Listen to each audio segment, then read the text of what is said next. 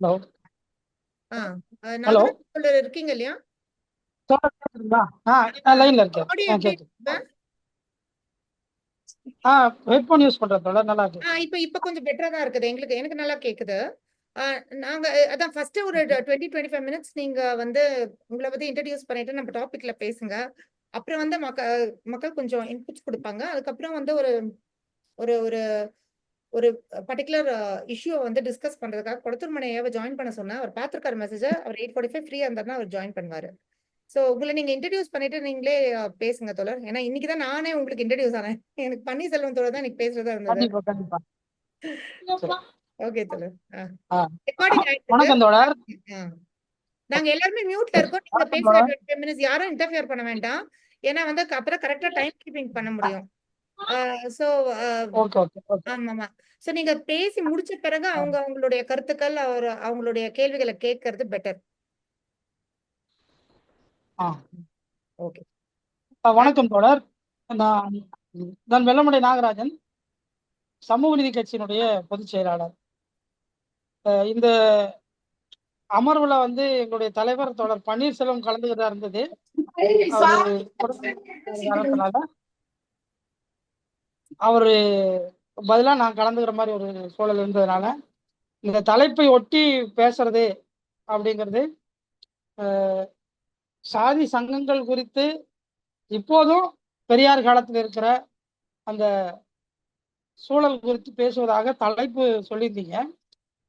தோழர் வேறு சில செய்திகளையும் பேசியிருந்தாங்க. வேற ஒரு இஷ்யூக்காக நம்ம அதை பேசுறோம், டிஸ்கஸ் பண்றோம் அப்படிங்கிறதையும் சொல்லியிருந்தாங்க. மகிழ்ச்சி. தொடர். ஹலோ, கேக்குதுங்களா? Hello hello. கேக்குது கேக்குது. கொஞ்சம் ஸ்லோவா இருக்கு. கேக்குதா? உங்களுடைய இதை பத்தி கேக்குது. ஓ, கேக்குது. சரி. பொதுவா ஜாதி சங்கங்கள் அது தோற்றுவிக்கிறது குறித்து பெரியார் காலத்தில் ஆகட்டும், இப்பொழுது இருக்கிற சூழலும் ஆகட்டும், பெரியார் காலத்தில் நிறைய சாதி சங்கங்கள் இயங்கியிருக்குது. பெரியாரே வந்து பல்வேறு சாதி சங்க மாநாடுகள்ல பேசியிருக்கிறாரு, சிறப்புரையாற்றிருக்கிறாரு, தலைமையேற்று நடத்திருக்கிறாரு. அது பெரும்பாலும் தந்தை பெரியார் அவர்கள் ஆதிராவிட சமுதாயத்தினுடைய மாநாடுகள்ல கலந்துக்கிட்டு நிறைய அவர் பேசின மாநாடுகள்ல அதிகமான மாநாடு ஒடுக்கப்பட்ட மக்களினுடைய ஆதிராவிட மாநாடு தான் பேசியிருக்கிறாரு. எல்லா சமூகத்துக்காகவும் பேசியிருக்கிறார். பார்ப்பனர் அல்லாத அனைத்து சமுதாய மக்களினுடைய மாநாடுகள்லையும் பேசி. இன்னும் ஒரு பெரிய அதுல இருக்கிற ஒரு முக்கியமான விஷயம் என்னன்னா, பெரியார் அந்த காலகட்டங்கள்லயும் பல்வேறு மாநாடுகள்ல அவங்கவுங்க சாதி சார்ந்து பேசியிருக்கிறாங்க. ஆனா பெரியார் வந்து எல்லா சாதிக்கான மாநாடுகள்லையும் பேசினாரு. பெரியார் வந்து என்ன பேசினார்னா, பெரியார் அந்த மக்களுடைய வளர்ச்சிக்காக பேசினார். கூடுதலா சுயசாதி பெருமை பேசுகிறவர்களை அப்பவே அவர் நேருக்கு நேரா வந்து மண்டையில் இடிக்கிற வகையில அவரு நிறைய இடங்கள்ல சுட்டி காட்டி அந்த மாநாட்டில் அவங்க அவங்க சாதி மக்கள் பெரும்பான்மையாக கூடியிருக்கிற மாநாட்டில் போய் அவங்க சாதியை எதிர்த்து பேசுறதுக்கு ஒரு கட்ஸ் வேணும். அது தந்தை பெரியாருக்கு மட்டும்தான் இருந்தது. அது அந்த அவங்க எதெல்லாம் தன்னுடைய பெருமைகளாக கருதிக்கிறாங்களோ அன்னைக்கும் அப்படிதான் நினைச்சுக்கிட்டு இருந்தாங்க. இன்னைக்கும் கூட நிறைய சாதிகளுக்கு ஒவ்வொரு சாதிக்கும் ஒரு ஒரு ராஜா தேவைப்படுறாரு. இன்னைக்கு இப்போ பிரசன்ட் காலத்துல ஒவ்வொரு ஜாதிக்கும் ஒரு ராஜா தேவைப்பட்டு எல்லாருமே வந்து ஒவ்வொரு ராஜாவை ப்ரமோட் பண்ணிட்டு இருக்கிறாங்க. எங்க நாங்களும் ஆண்ட பரம்பரைன்னு ஆண்ட பரம்பரை வரலாறு பேசிக்கிட்டு இருக்கிறாங்க. எல்லாத்துக்கும் எல்லா சமூகத்துக்கும் ஒரு ராஜா இருக்குது. அது அது பார்ப்பனர்ல இருந்து இங்க இருக்கிற பள்ளுப்பறை அருந்த வரைக்குமே எல்லாருக்கும் ஒரு ராஜா தேவைப்படுது. எல்லாருமே அதை பேசுறாங்க. தன்னை ஒரு ஆண்ட பரம்பரையாவே ஒரு நிரூபிக்கணும், அதை நிறுவனம்ன்றதுல எல்லோருமே வந்து வலுவா இருக்கிறாங்க. அதனுடைய தாக்கம் தான் இன்னைக்கு சாதி ஆணவ படுகொலைகள் எல்லாம் நடக்கிறதுக்கு பெரும் காரணமாக இருக்கிறது. இந்த மாதிரியான விஷயங்கள் தான். ஏன் நம்ம முற்போக்கா பார்த்துக்கிட்டு இருந்த ராமதாஸ் மாதிரி ஆட்கள் கூட இன்னைக்கு என்னவா இருக்கிறாங்க? இன்னைக்கு அவங்களுடைய சமூகத்துல நடவடிக்கை, சமூக செயல்பாடுகள்லாம் எப்படி இருக்குது? முழுக்க முழுக்க சாதிய ஆதிக்கவாதிகளுடைய மனோநிலையில தான் இருக்கிறாங்க. ஏறக்குறைய பார்ப்பனர்களுடைய மனோநிலைக்கு அவங்க வந்துட்டான். இன்னும் கூட சொல்ல போனா பட்டியல் சமூக மக்கள்ல தேவேந்திர குல வேளாளர்கள் அந்த பட்டியலிருந்து நாங்க வெளியே போறோம், நாங்கெல்லாம் தேவேந்திர குல வேளாளர்கள், அப்படின்னு சொல்லி தனக்கான புனிதர் பட்டத்தை, தன்னுடைய சாதிக்கான புனிதத்தை எல்லோரும் பூசிக்கொண்டு இருக்கிறாங்க. எல்லாரும் ராஜாக்கள் தான், எல்லோரும் புனிதர்கள் தான் அப்படிங்கிற ஒரு சமூக சூழல் வந்து மாறிட்டு இருக்கு. இது வன்மையா கண்டிக்கப்பட வேண்டிய விஷயம். அதே நேரத்தில் முற்போக்கு இயக்கங்கள் முற்போக்கு தளத்தில் அதை ஏற்று கடுமையா வேலை செய்யறாங்க. உண்மையிலே சாதி சங்கங்கள், இடைநிலை சாதிகளுக்கு அந்த சாதியில இருக்கிறவங்க வளர்ச்சி அடைவதற்காகத்தான் அந்த விஷயங்களை, அந்த சங்கங்களை துவங்கினார்களே ஒழிய, பெரியாரே சொல்றாரு அது சமூக வளர்ச்சிக்கு பயனா இருக்கணுமே ஒழிய சுயசாதி பெருமை பேசுகிற விஷயங்களா இருக்கக்கூடாதுன்னு சொல்றாரு. இந்த கொங்கு மாநாடுகள்ல கூட பெரியார் பேசியிருக்கிறாரு. கொங்கு வேளாளர் மாநாடுகள்ல, கொங்கு செட்டியார்கள் மாநாடுகள்ல, இங்க இங்க நம்ம கோவை மேற்கு மண்டலத்துல கூட வந்து பேசியிருக்கிறார். அதெல்லாம் பல உள்ள போய் நீங்க அதை பார்த்தீங்கன்னா ரொம்ப அதிர்ச்சிகரமா இருக்கும். பெரியார் அந்த அளவுக்கு ரொம்ப ஆழமா பேசியிருக்கிறாரு. அன்னைக்கு இருந்த சாதி ஆதிக்கத்தை எதிர்த்து சாதிகளை வந்து அவங்க குடும்பமா எவ்வளவு கருதுனாங்க அதையெல்லாம் எதிர்த்து பேசியிருக்கிறார். அதையெல்லாம் வந்து ரொம்ப கடுமையா விமர்சனம் பண்ணியிருக்கிறார். செட்டிகள் குறித்தெல்லாம் நிறைய பேசியிருக்கிறார். அவங்க வந்து பொட்டு கட்டி விடும் பழக்கத்தை அந்த சமூகத்தில் இருந்தது. அது அந்த புதிய செய்தியா தான் இருக்கும் அந்த சமூகத்துக்கு. அது அப்படியெல்லாம் இருந்தது. அவங்க மாநாடுகள்ல போய் கண்டிச்சிருக்கிறார். இந்த பழக்கங்கள்லாம் நீங்க கைவிடணும்னு சொல்லியிருக்கிறார். அது மட்டும் இல்லாம பட்டியல் சாதி மக்கள் மாநாடுகள்ல, ஆதிதிராவிடர் மகாநாடுகள்லவே கூட போய் பேசியிருக்கிறாரு. நீங்க தேவேந்திர குல வேளாளர்னு சொல்லிக்கிறதையோ, ஆதி திராவிடர்னு சொல்லிக்கிறதையோ, அருந்ததீர்னு சொல்லிக்கிறதையோ கூட பெருமை கிடையாது. அதுலயும் கூட இன்னொரு மறைமுகமான ஒரு தீண்டாமையான விஷயங்கள், கொடுமைகள் எல்லாமே இருந்துட்டு தான் இருக்குது. பேரை மாத்திக்கிறதுனால இங்க ஒன்றும் நடந்துட போறதில்ல. செயல்பாடுகளும் மனிதனுடைய மனநிலையும் மாறணும். ஜாதிங்கிறது எங்க இருக்குது? அது கண்ணுல பார்க்க முடியாத மூளையில் இடப்பட்ட விலங்குன்றார். நம்மளுடைய மூளைக்குள்ள திணிச்சிருக்கிற விஷயத்த அகற்ற வேண்டிய கடமை எல்லோ முற்போக்காளர்களுக்கும் இருக்குது. குறிப்பா சாதி சங்கங்கள் மத்தியில் அது இன்னும் வலுவா இருக்குது. ஆனா சாதி சங்கங்கள் என்ன செய்யறாங்கன்னா, தன்னுடைய சாதிக்கான பெருமையில நிலைநிறுத்தி ஒரு சாதி இன்னொரு சாதியோடு கலப்பு ஏற்பட்டு விடக்கூடாது என்பதுல இன தூய்மையை பண்றதுல ரொம்ப குறியா இருக்கிறாங்க. அதுவும் குறிப்பா மேற்கு மண்டலங்கள்ல, தென் மாவட்டங்கள்ல கூட அந்த சாதி வன்மம் இன்னைக்கு வரைக்கும் பயங்கரமா இருக்குது. குறிப்பா நாங்க வாழ்ற மேற்கு மாவட்டங்கள்ல மறைமுகமாக அதை வெளிப்படையா காமிச்சிக்க மாட்டான். உள்ள மனசுக்குள்ள வச்சுக்கிட்டு தனக்கான வாய்ப்பு வருகிற போது அதை பழிதீர்த்து கொள்வது என்கிற வகையில தான் மேற்கு மண்டலங்கள்ல இன்னை வரைக்கும் சாதியெல்லாம் இருக்குது. எங்க கோவை பகுதிகளில் சோமனூர் வட்டாரத்துல சிற்றரசுன்னு ஒரு தோழர் இந்த மாதிரி ஒரு படுகொலை செய்யப்பட்டார். அவர் ஒரு பட்டியல் பழங்குடியின சமூகத்தை சேர்ந்தவர். அவர் அங்க இருக்கிற மேஜர் சமூகமா இருக்கிற கொங்கு வேளாளர் சமூகத்து பொண்ணை காதலிக்கிறாரு, திருமணம் பண்றாரு, வாழ்றாரு. கொஞ்ச நாள் விட்டுறாங்க. கொஞ்ச நாள் கழிச்சு மீண்டும் அவங்க ஊருக்குள்ள திரும்பி வருகிற போது அவரே லாரி ஏற்றி கொள்றாங்க. இது நீண்ட மனசுக்குள்ளேயே அது வரைக்கும் கூட அந்த விஷயத்த மனசுக்குள்ளேயே வச்சுக்கிட்டு இருந்துட்டு பழி வாங்குறாங்க. இப்படிப்பட்ட போக்குகள் இன்றைக்கும் இருக்கிறது. இன்னைக்கும் கூட நிறைய ஆணவ கொலைகள் நடந்துகிட்டே இருக்குது. இதெல்லாம் தடுக்கிறதுக்கு ஒரு தீவிரமான சட்டம் வேணும்னு பல முற்போக்கு இயக்கங்கள் போராடிட்டு இருக்கிறாங்க. மற்ற சாதி சங்கங்களை காட்டிலும் பட்டியல் சாதி மக்களுடைய சாதி சங்கங்கள் இன்னைக்கு அவங்களும் அந்த வரிசைக்கு வந்துட்டாங்க. தனக்கான ராஜாக்கள் வேணுங்கிற பேசுற வரிசைக்கு வந்துட்டாங்கிறத வருத்தப்படக்கூடிய விஷயம். அந்த சமூகம் வளர வேண்டிய சூழல் எங்கேயோ இருக்குது. இன்றைக்கும் தூய்மை பணியாளராக வேலை செய்யறாங்க. காலையில 5 மணிக்கு எந்திரிச்சு அந்த குழந்தைங்க படிக்குதோ இல்லையோ அதை பத்தி எல்லாம் எந்த சிந்தனையும் இல்லாத நேரா ஊர் போய் நல்லா இருக்கணும்ன்றது தூய்மை பண்ண போகிற ஒரு சமூகமாக இருக்கிற அந்த சமூக மாற்றங்களை கொண்டு வரணும். அந்த சமூகத்துல இயக்கம் நடத்துகிறவர்கள் முயற்சி எடுக்க மாட்டேன்றாங்க. அந்த சமூகத்தினுடைய மாற்றத்திற்கு தான் சாதி சங்கம். ஒரு சாதி இடிநிலையை துடைத்திருவதற்கு சாதி சங்கம் பயன்படணும்னு சொல்றாரு வடிவ பெரியார். அது சாதி பெருமை பேசுறதுக்காக இருக்கக்கூடாது அப்படிங்கிற அடிப்படையில நாங்க வேலை செய்யற மேற்கு தளங்கள்ல நாங்களும் கூட தூய்மை பணியாளர்களுக்கு வேலை செய்யறோம். நாங்க வேலை செய்யறோம் எதுக்குன்னா, இந்த தூய்மை பணியில இருந்து அவர்கள் விடுபட்டு நல்ல வேறு தொழிலுக்கு மாறணும். இதை வந்து நீங்களே தொடரக்கூடாது அப்படிங்கிறதுல நாங்க சங்கம் தொழிற்சங்க பிரிவா இருக்கிற சமூக நீதி தொழிற்சங்கத்தினுடைய ஒரு பிரிவா தூய்மை பணியாளர் சங்கமும் ஒரு பிரிவா வச்சிருக்கிறோம். அந்த சங்கத்துல நாங்க என்ன ஒரு முடிவா அதுல வச்சிருக்கிறோம்னு சொன்னா, நீங்கள் சங்கத்தில் உறுப்பினராக இருக்கணும்னா கூட உங்க வாரிசுகளை அந்த பணிக்கு மீண்டும் கொண்டு வரக்கூடாது. இந்த தொழில இருந்து அவங்க இந்த வருஷம் வந்துட்டாங்க, நீண்ட காலமா இதுல செஞ்சுட்டாங்க, இதுல அழுத்தப்பட்டிருக்கிறாங்க. அவங்க இதுல இருந்து கூட மாறி வரணுங்கிறதுல தான் நாம முயற்சி எடுத்துக்கிட்டு இருக்கிறோம். அதுல நிறைய தொழிலாளர்களை, புதிதாக வந்த தொழிலாளர்களை கூட நாங்க இந்த பணியில இருந்து வெளியேற்றி வேறு கௌரவமான தொழில்களுக்கு மாற்றி இருக்கிறோம். தந்தை பெரியார் ஆதிராவிடர் மாநாட்டில் போய் சொல்றாரு, நீங்கள் தூய்மை பணியாளராக வேலை செய்றீங்க. திருப்பூர் மாநாட்டில் சொல்றாரு, தூய்மை பணியாளராக வேலை செய்யுங்க. ஆனா இந்த இழிநிலையை நீங்க கவலைப்ப விட்டு வெளியேற, இந்த தொழிலை விட்டு வெளியேறணும். எல்லாரும் தானே மலம் கழிக்கிறாங்க, எல்லாரும் தானே தன்னுடைய பகுதி தூய்மை வச்சுக்க முயற்சி பண்றாங்க. அந்த மலம் கழிக்கிறவனுக்கு அக்கறை இருக்குன்னு இந்த மலத்தை அள்ளி வீசுறதுல, அது நாத்தம் அடிக்குதுன்னு மூக்கு பொத்திட்டு போற உலகத்துல அதை எடுக்கிறதுக்கு ஒரு சமூகம் இருக்குதுங்கிற ஒரு மனநிலை இருக்குது பாருங்க. அது எவ்வளவு கொடுமையான மனநிலை. அது மாறி வரோம்னா பெரியார் இன்னும் கொச்சையா சொல்றாரு, நீ ஏன் அந்த வேலைக்கு போற, அந்த வேலையில இருந்து வெளியவான்னு சொல்றாரு. அந்த அந்த அந்த வேலையிலிருந்து மாற்று வேலைக்கு, மதிப்புறு வேலைகளுக்கு அவர்கள் மாற வேண்டும் சொல்றார். வேண்டவனுக்கு இருக்குன்னு அந்த அக்கறை அப்படின்னு இன்னும் நேரடியா வெளிப்படையா கூட பேசுறாரு. அப்படி ஒரு மாற்றத்தை உருவாக்குகிற முயற்சியில எங்களை போன்ற இயக்கங்கள் இந்த பகுதியில மேற்கு தளத்துல இந்த தூய்மை பணியாளர்களுடைய இந்த எவ்வளவு இடைநிலைகள்ல அந்த வேலைகள் செய்துட்டு இருக்கிறாங்க. முடியாது, உண்மையிலே முடியாதுதான். நாம் ஒரு நாள் கூட நினைச்சு கூட பார்க்க முடியாது. அந்த வேலைகள்ல இருந்து நிறைய பேர்த்த நாங்க வெளியே கொண்டு வந்திருக்கிறோம்.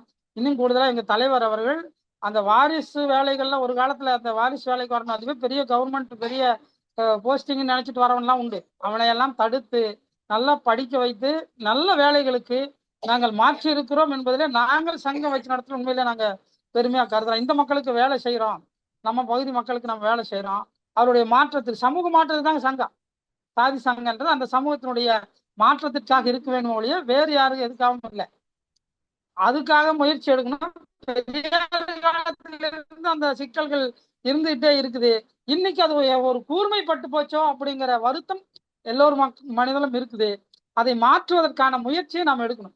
இது மனமாற்றம். மூளையில் இடப்பட்ட அந்த சாதிய நினைவுக்கு, அந்த அந்த சிந்தனைக்கு விலங்கிடப்பட்ட அந்த சிந்தனையை உடைச்செறிஞ்சிட்டு நாம் எல்லோரும் சக மனிதராக மதித்து யாருக்கும் சுயசாதி பற்று எப்பொழுதும் இருக்கக்கூடாது. பெரியார் கூட சாதி சங்கங்கள் மாநாடுகள்ல அந்தந்த சமூக வளர்ச்சிக்கு நீங்கள் வேலை செய்யுங்க. 100க்கு 3 பேர் இருக்கிற பாப்பான் பல வேலைகள்ல போயிட்டான், பல இடங்கள்ல பிடிச்சிட்டான். அரசு அதிகாரிகளாக, பெரும் பெரும் வேலையாட்களாக உத்தரவிடுகிற இடத்துல எல்லாம் அவன் போய் உட்காந்துக்கிட்டான்.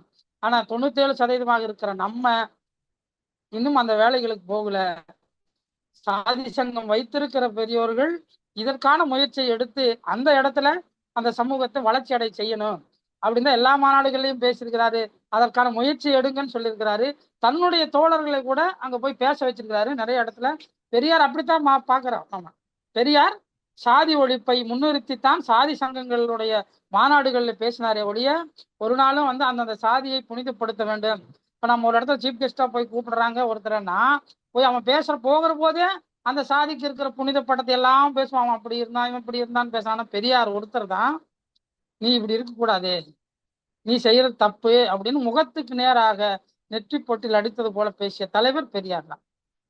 அந்த காலகட்டமும் இந்த காலகட்டமும் ஏறக்குறைய இப்போ நாம பாக்குறது ரொம்ப ஆபத்தான ஒரு சூழ்நிலை நோக்கி இந்த தமிழ் சமூகம் நகருதோ அப்படிங்கிற வருத்தம் மேலிடுது. ஒரு பக்கம் முற்போக்கு இயக்கங்கள் இதையெல்லாம் அழிப்பதற்கு ஒரு பக்கம் வேலை செய்யறான். குறிப்பா சொல்லணும்னா எங்களுடைய சமூக நீதிக்கான இளைஞர் சங்கம் வருஷத்துக்கு 200 சாதி மறுப்பு திருமணங்களை நடத்தி வைக்கிறது. சாதி மறுப்பு திருமணங்கள் செய்வதன் மூலமாக சாதி ஒழிக்க முடியும் நம்புறான். பாரதிதாசன் சொல்றாரு, கலப்பினங்கள் தோன்றிடவே காதல் செய்வீர், காதல் செய்வீர், கலப்பினங்கள் தோன்றிடவே கரடு முரடாய் காதல் செய்வீர் என்றார் பாரதிதாசன். ஆக அந்த கலப்பினங்கள் அந்த சாதி பெருமை ஒழிந்துடும் நினைக்கிறோம். இந்த சாதி பெருமை ஒழிப்பதற்கு நாம் என்ன செய்யணும்? இந்த சாதிய விட்டெழுதி நாம் இருக்கிற சமூகத்திற்கு அந்த மக்கள் வஞ்சிக்கப்படுகிற மக்களை வளர்ச்சி அடை செய்யத்தான் அந்த சாதி சங்கம் இருக்கணுமே ஒழிய சாதியை கூர்மைப்படுத்துவதற்காக இருக்கக்கூடாது அப்படின்றத இந்த முதல் அமர்வுல நம்ம தெரிவிச்சுக்கிறோம். நன்றி தோழர். மற்ற வேற யார்?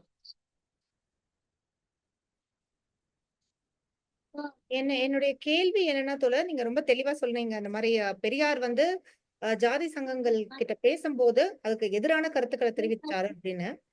என்னுடைய கேள்வி என்னன்னா, இப்ப இந்த இருக்கக்கூடிய சூழல்ல நீங்க சொல்றீங்க இது ரொம்ப இன்னும் கொஞ்சம் இறுக்கம் போயிட்டு இருக்கு இல்லையா? தேர் பின்னாடி போயிட்டு இருக்கு. அதனால வந்து நம்ம போய் ஜாதி சங்கங்கள்ல பேசுவதன் மூலம் ஏதாவது மாற்றம் கொண்டு வர முடியுமா? அப்படின்றதுதான் என்னோட கேள்வி. அது அது வந்து ஜாதி அதாவது நோய் இருக்க இடத்துல தானே நம்ம ட்ரீட்மெண்ட் குடுக்க முடியும். போய் நம்ம டெமோக்ராட்டிக் ஃபோரம்லயே நம்ம பேசிட்டு இருந்தோம்னா, நம்ம அ வ எங்க ஜாதி இருக்குதோ அங்க தானே போயிட்டு நம்ம வந்து அவங்க சில கொஞ்சம் மாற்றத்த கொண்டு வர முடியும். சோ இத பத்தி உங்களுடைய கருத்து சொல்லுங்க தோழர். தோழர், இது என்னன்னா, இது இதுதான் பெரியார் செய்தது. பெரியார் என்ன செய்தாரு, அந்த சாதி சங்கத்து மாநாடுகள்ல தான் போய் பேசுறாரு அதை எதிர்த்து. நீங்க செய்யற தவறுகளை சுட்டிக்காட்டி பேசுறாரு. அந்த இணக்கம் இன்னைக்கு இருக்குதான்னா அது இன்னைக்கு குறைவாதான் இருக்குது. இந்த சாதி சங்கம் நடத்திக்கிட்டு இருக்கிற தலைவர்கள் மாறணும்னு தான் நம்ம சொல்றோம். அந்த மனோபக்கம் மாறி வரணும்னு சொல்றோம். ராமதாஸ் எப்படி இருந்தாருங்க முன்னாடி? எனக்கு தெரிஞ்சு தமிழ்நாட்டுல அதிக அம்பேத்கர் சிலைகளை திறந்தவர் ராமதாஸ் தான். முற்போக்காக இருந்த ராமதாஸ், இப்போது இருக்கிற ராமதாஸ் அல்ல. பெரியார் சொன்ன மாதிரி பெரியார் காந்திய சுட்டு கொண்ட போது ஒரு விஷயத்த சொல்லியிருப்பாரு. உயிரோடு இருந்த காந்தி நமக்கு எதிரானவர், செத்த காந்தி நமக்கு நண்பர். அது மாதிரி பழைய செத்து போன ராமதாஸ் நம்ம நண்பர். ஆனா இப்போ உயிரோடு இருக்கிற ராமதாஸ் நமக்கு நண்பர் அல்ல. ஆக அவர் எதிரியா தான் இருக்கிறாரு. அவர் வந்து தலித் அல்லாத ஒரு கூட்டமைப்பெல்லாம் வச்சு கூட்டினாரு. ஆனா அது சாதி ஒழிப்பதற்காக பயன்பட்டிருக்கும்னு சொன்னா இல்ல. மாறா அவர் தான் இந்த சமூகத்தினுடைய பெரிய விசகதையை தூண்டினாரு. அது ரொம்ப ஷார்ப்பா பண்ணாங்க. இப்ப நாம செய்ய வேண்டிய பணிகள் என்னன்னா, திராவிடர் கழகம் போன்ற இயக்கங்கள் கூட இன்னைக்கு சாதி மாநாடுகள்ல கலந்துக்கிறதுல பெரிய தயக்கம் காமிக்கிறாங்க. அவங்க கூட கலந்துகிட்டு பேசணும்ன்றதுதான் நம்மளுடைய ஐயா வீரமணி, ஆனா குளத்தூர்மணி, என்ன உங்களுடைய ராமகிருஷ்ணன் கருத்து போன்றவரெல்லாம். அப்படின்றது என்னன்னா, ஜாதி சங்கங்கள்ல போய் பேசணும், பேச வேண்டிய தேவை இருக்கு அப்படின்றதுதான் உங்களுடைய கருத்து. ஆமா ஆமா, தேவை இருக்கு, தேவை இருக்கு, எல்லாருக்கும் ஆனா அந்த கொஞ்சம் தேவை எல்லாரும் இருக்கு. வந்து கொஞ்சம் அந்த கொஞ்சம் கீப்பிங் அவே ஃப்ரம் தட். நான் இது தோழர் இது ரவி இருக்காரு. ஒரே ஒரு கருத்து தான் தோழர் ரவி கிட்ட பேச விரும்புறேன். ஏன்னா இவர் வந்து ஒரு உங்களுக்கே தெரியும் நினைக்கிறேன், பிஹெச்டி பண்ணிட்டு போஸ்ட் டாக்டரல் ஃபெல்லோ எல்லாமே அவரே வந்து செப்டிக் டேங்க் பிசினஸ் நடத்திட்டு இருக்காரு. உங்களுடைய கருத்து நீங்க சொன்னீங்க இந்த மாதிரி உங்களுடைய மாணவர்களை வந்து நீங்க படிக்க வச்சு அசென்ட் பண்றீங்க அப்படின்னு, இந்த வேலை பண்ணக்கூடாதுன்னு. தோழர் ரவியோட ஸ்டாண்ட் எப்படி இருக்குன்னா, இது வந்து இது இந்த இந்த இந்த தொழிலேயே ஒரு அன்டச்சபிலிட்டி இருக்கு. அதை வந்து நம்ம அதை வந்து நம்ம சரி பண்ணோம் அப்படின்ற மாதிரி அவர் வந்து செப்டிக் டேங்க் பிசினஸ் நடத்துறாரு. சோ அவரோட கருத்துக்களை கொஞ்சம் கேட்கலாம். ரவி இருக்கீங்களா? உங்க கருத்துக்களை கொஞ்சம் நீங்க செப்டிக் டேங்க் இல்ல, பிசினஸ் அவர் பேசுற முன்னாடி பேசிடலாமா? பேசுங்க. ஐ அம் வெயிட்டிங். பேசுங்க பேசுங்க, உங்களுக்கு தான் பேசுங்க.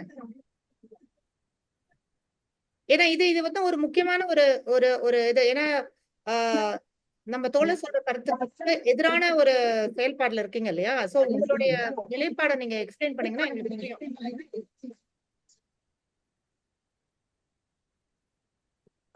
சொல்லிருங்க உங்க கருத்து. பேசுங்க தொடர். தோழர் தோழர் தோழர் பேசுங்க. இல்ல அவங்க பேசி முடிச்சாச்சு. உங்ககிட்ட ஒரு கேள்வி கேட்கணும். தோழர் வந்து இல்ல, அவர் பேசுறாருன்னா அதுக்கு பிறகு பேசலாமா தோழர்? அவர் அது இல்ல இல்ல அந்த கேள்விக்கு எனக்கு பதில் வேணும். ஏன்னா வந்து உங்களுடைய கருத்து வந்து வேறு அவருடைய கருத்தை விட. சோ அந்த கருத்துக்கு பதில் தெரிஞ்சாதான் நமக்கு வந்து ஒரு கிளாரிட்டி கிடைக்கும். அந்த கருத்தை அவர் சொல்லட்டும், அதுக்கு சேர்த்து நான் பதில் சொல்றேன். கொஞ்சம் லவுடா பேசுங்க தோழர்.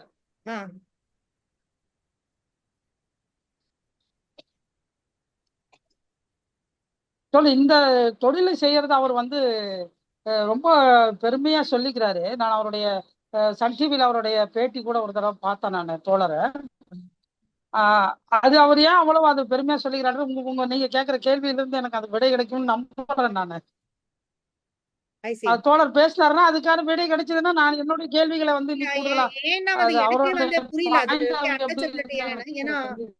தோழர் சொல்றத பார்த்தா அதுல நல்ல பிசினஸ்ல காசு இருக்கு. அது மட்டும் இல்ல, நாங்க யூகேல எல்லாம் இருந்தப்ப கிளீனர் எல்லாம் BMW தான் வருவாங்க. சோ அது ஒரு வேலை, அவ்வளவுதான். சோ அதை குறித்து அந்த தீண்டாமையே நம்ம திருப்பி திருப்பி அந்த தீண்டாமை அந்த அந்த அந்த வேலையை நம்ம ஒரு தீண்டாமைக்கு உட்படுத்துறோமோ அப்படின்ற மாதிரி அந்த கேள்விதான். அது வந்து ஒரு குறிப்பிட்ட வகுப்பினர் மட்டும் செய்யணும்னு அவசியம் இல்லை. எல்லாருமே செய்யலாம். சில பேர் வந்து நிறைய படிச்சிருக்காங்க அப்படின்னா அவங்களுக்கு தகுந்த வேலை செய்யலாம். இல்ல வேற ஏதாவது இந்த ஓபிசி, எஃப்சி மக்களுக்கு வந்து அவ்வளவு படிக்கல, அவங்களுக்கு இந்த வேலை தான் இருக்குதுன்னா இதை எடுத்து செய்யலாம். சோ அந்த தீண்டாமையை ஒழிக்கிறதுக்கு இது வந்து ஒரு ஒரு ஒரு ஸ்ட்ராட்டஜியா இருக்குமா? இதுல என்ன தப்பு இருக்கு? மலத்தை கழுவுறதுல என்ன தப்பு இருக்கு? அதுல என்ன இருக்குது?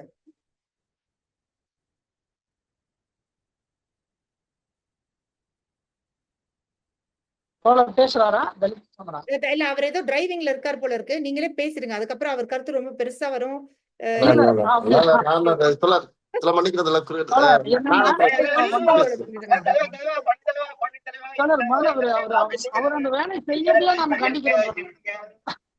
நீங்க பேசுறீங்களா? பேசுறது கேட்கல. டிரைவிங்ல இருக்காருன்னு நினைக்கிறேன். அந்த கருத்துக்கு வந்து பதில் சொல்வாரு. நான் அந்த கருத்துக்கு நான் பதில் உள்ளபடியே தூய்மை பணிங்கிறது ஒரு தீண்டாமையின் ஒரு வகைதான் தூய்மை பணி. நீங்க இந்தியாவில நீங்க வெளிநாடுகள்ல இது ஒரு தொழிலா பாக்குறாங்க, இந்தியாவில சாதியா பாக்குறாங்க. இதுக்கு ஒரு பெரிய உதாரணம் இப்ப வரைக்கும் இந்தியாவில் அப்படி ஒரு மெத்தட் இருக்குது. ரவி அவங்களுடைய ஊர்ல பகுதியில கூட சில நீலகிரி மாவட்டத்தில் கூட இன்னும் அந்த கொடுமை நடந்ததா இருக்குது. கோவை பொறுத்தளவு இது இன்னைக்கு தூய்மை பணியோட வேலை நேரம்னா நீங்க ராணுவத்துக்கோ இல்ல அவங்களுக்கு ஒரு வேலை நேரம்னா காலையில் 7 மணிலிருந்து ஒரு 7 மணி ஒரு 4 மணி நேரம் வேலைங்கிற சுழற்சி முறையில ஒரு வேலை நேரம் இருக்கு. ஆனா அந்த தூய்மை பணிங்கிறத வந்து இந்த மக்கள் வரவே கூடாது, மூஞ்சியிலே பார்க்க கூடாதுங்கிறதுக்காக வேண்டி காலையில் 5:45 தான் வேலை நேரம். அப்ப அந்த காலத்துல வந்து எப்படின்னா நீங்க மலத்தை வந்து கூடையில சுமந்துட்டு போவாங்க. காலை 5:45 வந்து அந்த மூஞ்சியிலே பார்க்க கூடாது. நீங்க சக்கிலினா தொட்டா தீட்டு சாணான பார்த்தால தீட்டாங்க ஒரு சாதி வடிவத்துக்கு தகுந்த மாதிரி காலையில் இந்த தொழிலாளிகள் மூஞ்சில் முடிக்கூடாங்கிறக்கா காலையில் ஒர்க்கிங் அவர்ஸ் 5:45 மணி நேரம் தான், காலையில் 5:45. அப்ப இப்படி ஒரு சாதிய ரீதியான ஒரு அணுகுமுறை தான் இந்த தொழில் இன்னும் இருக்கு. இன்னைக்கு இயந்திரங்கள் நம்ம உலக நாடுகளுக்கு இந்தியா 147 ராக்கெட் கொண்டு போறாங்க. இந்த இந்தியாவில் வந்து இன்னும் வந்து இயந்திரங்களை கொண்டு நீங்க கோயில்ல ஒரு காலத்துல மணி அடிச்சிருந்தாங்க, இப்ப மிஷின் வந்துருச்சு. இயந்திரங்களை கண்டுபிடிக்கிறதுக்கான மனநிலை இங்க வரமாட்டேங்குது. இயந்திரங்கள் வரும்போது இந்த வேலைக்கு படித்தவர்கள் தான் வர முடியும். அப்ப இயந்திரங்கள் கொண்டு வராம இது செய்யறது ஒரு சமூகம் தாங்கிற ஒரு வகையான தீண்டாமை இங்கே நிலவுது. நீங்க குறைந்தபட்ச கல்வி அறிவு இல்லாத படிக்காத மக்கள் இந்த வேலைக்கு வராங்க. நீங்க இதே வகையில இப்ப இருக்கிற கல்வி சூழல்ல பொருளாதார ரீதியா இருக்கக்கூடிய வேலையின்மையின் காரணமாக இன்னைக்கு எம்ஃபில் முடிச்சும் பிஹெச்டி முடிச்சும் கூட நீங்க தூய்மை பணிக்கு வேலைக்கு வராங்க. நீங்க உயர் நீதிமன்றத்திலேயோ மாநகராட்சியில இன்னைக்கு யாராவது விண்ணப்பம் செஞ்சாங்கன்னா சானிட்டரி ஒர்க்கர்ங்கிற காலத்துக்கு கூட எம்ஏ எம்ஃபில் முடிச்சவங்க கூட வேலை கிடைக்கலங்கிற ஒரு காரணத்துக்காக வர்றாங்க. ஆனா வந்தவங்க எல்லாருமே வந்து இந்த வேலை செய்யறது இல்லை. இப்ப கோவையில நீங்க எல்லா மாநகராட்சியும் நாங்க பார்த்தோம். கோவையில் நாங்க வெத்தலைப்பாக்கு வச்சு ஒரு போராட்டம் இதர பிற்படுத்தப்பட்டவங்க எல்லாம் இந்த வேலைக்கு வந்துட்டு ஒரு நாள் கூட வேலை செய்யறதில்ல. இந்த பட்டியல் சமூக மக்கள் தான் அந்த வேலை செய்யறாங்க. நீங்க மத்தவங்க இந்த வேலைக்கு தூய்மை பணியாளர்கள் வேலைக்கு வந்துட்டா கூட அந்த வேலை அவங்க வேலைக்கு வர்றதில்ல. நாங்க வெத்தலைப்பாக்கு வச்சு ஒரு போராட்டம் பண்ணோம். இந்த தூய்மை பணிக்கு எல்லா சமூகம் இன்னைக்கு தமிழ்நாடு முழுவதும் தமிழ்நாட்டுல நீங்க இங்க இடஒதுக்கீடு அடிப்படையில யார் அதிகமா தூய்மை பணியாளர்னா இதர பிற்படுத்தப்பட்ட சமூகம் தான். ஆனா பொது பார்வையில் என்ன செய்யறா தெரியுதுன்னா இது வந்து பட்டியல் சமூக மக்கள் தான் வேலை செய்யறாங்கிற ஒரு மனநிலை கொண்டு வந்து கொடுத்துட்டாங்க. இது ஒரு வகையான சாதி. ஏன்னா இந்த வேலை செய்யறதுக்கு இவங்க தாங்க. இன்னைக்கு பள்ளியில கல்லூரிகள்ல நான் கூட இப்ப ஒரு வழக்கு நடத்திட்டு இருந்தோம். ஒரு தலைமை ஆசிரியர் தண்டனை வாங்கி கொடுத்தோம். நீங்க இந்த டாய்லெட் கழுவுறத கூட இந்த பட்டியல் சமூக குழந்தைகளை தான் டாய்லெட் கழுவு சொல்றாங்க. இப்ப இது திட்டமிட்டு இந்த சமூகத்தின் மீது செலுத்துகிற ஒரு பாகுபாடுதான். தோழர் அப்படி சொல்லும்போது சாதி சங்கங்கள் குறித்து பெரியார் வந்து நீங்க 1871 வந்து முதல் மக்கள் தொகை கணக்கெடுத்தாங்க. அதுக்கு பின்பாக பெரியார் வந்து 1926 ஒவ்வொரு முறையும் சாதி ரீதியான கணக்கெடுப்பு. ஏன்னா என்ன மக்கள் சாதி ரீதியான கணக்கெடுப்பதற்கு பார்ப்பனர்கள் எப்பொழுதும் எதிராக தான் இருந்தாங்க. ஒரு காலத்திலும் பார்ப்பனர்கள் மக்கள் தொகை கணக்கு இப்ப கூட மக்கள் தொகை கணக்கெடுக்கிற வரணும். ஏன்னா அவருடைய மக்கள் தொகை எவ்வளவு கண்டுபிடிச்சிடலாம். அப்ப இந்த அதிக மக்கள் தொகை இருக்கக்கூடியதை இதர பிற்படுத்தப்பட்ட சமூகம் அரசியல் ரீதியாக அதிகாரத்துக்கு வந்துடக்கூடாதுங்கிறக்காக தான் வரல. பெரியார் ஒவ்வொரு காலத்திலும் நீங்க சாதி பெருமை பேசாதீங்க, நீங்க வந்து நீங்க தேவேந்திர குல வேளாளர் கூட சொல்லக்கூடாது, நீங்க வந்து தேவேந்திரங்கிறதே நம்ம ஏற்றுக்கொள்ள முடியாது, நாங்கள் சாதியால் ஏமாற்றப்பட்டவர்கள் அப்படி சொல்லலாம், ஒடுக்கப்பட்டவர் நாங்கள் ஒடுக்கியவர்கள் அல்ல அப்படி சொல்றார் பெரியார். நீ இந்த மாதிரி நாங்கள் ஒடுக்கப்பட்டவர்கள் நாங்கள் ஒடுக்கியவர்கள் அல்ல, நாங்கள் யாராலும் ஒடுக்கப்பட்டவர்கள் அல்ல, நாங்கள் துரோகம் செய்யாதவர்கள் தான் பெரியார் சொல்றார். நீங்க இப்படி வேணா சொல்லிக்கிறாங்க, நீங்கள் தாழ்ந்தவர்கள் ஒரு காலத்திலும் சொல்லாதீங்க. ஒவ்வொரு முறையும் பெரியார் வந்து சொல்றாரு. நீங்க இந்த வேலை செய்வதற்கு நீங்க திட்டமிட்டு திணிக்கிறாங்க. இன்னைக்கு நீங்க எல்லா சமூகங்களுமே வேலை செய்யறதுக்கு பொருளாதாரம் இல்லாட்டி கூட இந்த வேலைக்கு வரதில்ல. ஆனால் இந்த சமூகத்தில் மட்டும் கொண்டு வரணும். இது ஒரு சாதி ரீதியான அணுகுமுறை தான். அதுங்கிறது உறுதியா இருக்கு. இந்த தொழில் செய்யறதுக்கு இந்த சாதி தான் ஒரு காரணமா இருக்குது. இந்த சாதி ரீதியான மனநிலை இருப்பதனால இந்த வேலை செய்யறதுக்கு எந்த வேலை செய்யறது கூட இந்த வேலை செய்யலாங்கிற ஒரு மனநிலை உருவாக்குறாங்க. அப்ப இதுக்கெல்லாம் காரணம் இயந்திரங்கள் கொண்டு வரதா. இயந்திரங்களை நீங்க எவ்வளவு தூரம் பயன்படுத்துறோமோ இதுக்கு எல்லாத்துக்கும் இயந்திரங்கள் வந்துருச்சு. ஆனா இன்னைக்கு வரைக்கும் நீங்க பாருங்க, நீங்க விமான நிலையத்துல இந்தியாவில நீங்க பாருங்க, எனக்கு தெரிஞ்ச வரைக்கும் அதை கண்டுபிடிச்ச கெனத் ராயா அவர் கூட டச்ல இருக்க கண்டுபிடிச்சிருக்காங்க. பட் அதை செயல்படுத்த முடியல. எல்லாமே கோயம்புத்தூர் இருக்குங்க. கோயம்புத்தூர்ல அதை கண்டுபிடிப்பே நீங்க இந்தியாவில எந்த ஊர்ல கண்டுபிடிக்க முடியாது. நீங்க ரூட்ஸ் ஒரு கம்பெனி இருக்கு. இந்த ரூட்ஸ் கம்பெனி தான் உலக நாடுகளுக்கு எல்லா விமான நிலையங்களுக்கு கழிவறை சுத்தம் செய்கிற மிஷின் எல்லாம் போறது எல்லாமே கோயம்புத்தூர்ல தான் போகுது. நீங்க ஜெட் மிஷின் எல்லாமே கோயம்புத்தூர்ல கண்டுபிடிக்காத பொருள்களே இல்ல. கண்டுபிடிக்கப்பட்ட பொருள்களை அரசு கொள்முதல் செஞ்சு இந்த வேலை கொண்டு வரது இல்ல. அரசு இந்த லாபிங் யார் பண்ணணும், எப்படி பண்ணணும்? அது அரசு தான் செய்யணுங்க. நீங்க அவுட் சோர்சிங் பொதுமக்களை நம்ம எப்படி லாபிங் பண்ண முடியும்? நீங்க ஒரு விஷயம் இது என்னன்னா, நீங்க தூய்மை பணியை பொறுத்தளவு பாலியல் கல்வியை எப்படி எல்லா கல்லூரிகளையும் நீங்க கொரோனா வைரஸ் வருது, நீங்க இந்த வேலை செய்யும் போது எவ்வளவு விளம்பரப்படுத்துறோமோ அதே போல நீங்க தூய்மை எங்க பணிங்கிற விஷயத்தைய பள்ளி கல்லூரிகள்லயே நம்ம கொண்டு போய் சேர்த்துறது இல்ல. ஒரு குப்பை எப்படி கொண்டு போய் செய்வீங்க? குப்பை மறுசுழற்சிங்கிறது பெரிய கஷ்டமா இருக்குதுங்க. குப்பை மறுசுழற்சி எங்க பண்றாங்க? இன்னைக்கு வரைக்கும் மறுசுழற்சி பத்தியான ஒரு பொது திட்டமே பொது புத்தியே இல்லைங்களே. பேசுறீங்களா? நீங்க பேசுறீங்கன்னு பேசுங்க. கிளியரா இல்ல. ஏன்னா இன்னொரு இது முடிச்ச பிறகு நம்ம ராஜ் கபூர்னு சொல்லிட்டு ஆக்சுவலா இவர் கன்சென்டோட தான் வந்திருக்காரு. இவருக்கு ஒரு ப்ராப்ளம் இருக்கு. அதை அவரே எக்ஸ்பிளைன் பண்ணுவாரு. பண்ணிட்டு நம்ம முடிஞ்சா கொளத்தூர்மணி ஐயாவையும் ஜாயின் பண்ண சொல்லலாம். ஏன்னா அந்த பிரச்சனைக்கு அவர் ஒரு தீர்வு அவர் ஏற்கனவே சொல்லியாச்சு கொளத்தூர்மணி ஐயா கிட்ட. சோ அவர்கிட்ட ரிமைண்ட் பண்ணிருக்கேன், ஜாயின் பண்றீங்களா சார்னு.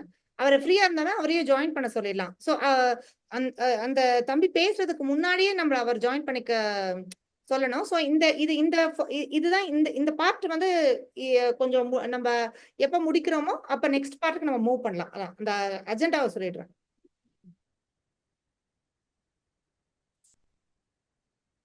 நீங்க பேசுறீங்களா? நீங்க பேசுறது நான் நிறுத்தி இருக்கிறேன்.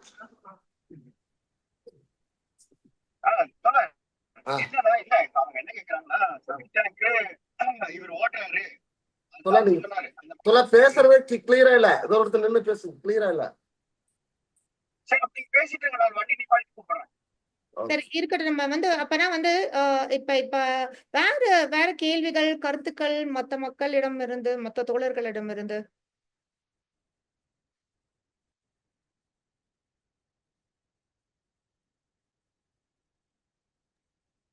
ஹலோ மேம், நான் என்னோட வியூஸ் ஏதாவது சொல்லலாம் தெரியல, எனக்கு கிளியரா டிஸ்கஷன்ஸ் தெரியல. பட் என்னோட வியூஸ் சொல்றேன். இது எப்படி கொஞ்சம் நெக்ஸ்ட் ஜெனரேஷனுக்கு மாத்தலாங்கிற மாதிரி எனக்கு ஒரு ஐடியா இருக்குன்னா. ராஜ் கபூர், அப்புறம் நீங்க சொல்லுங்க. Okay, my name is Raj. Actually I am from Karaikudi.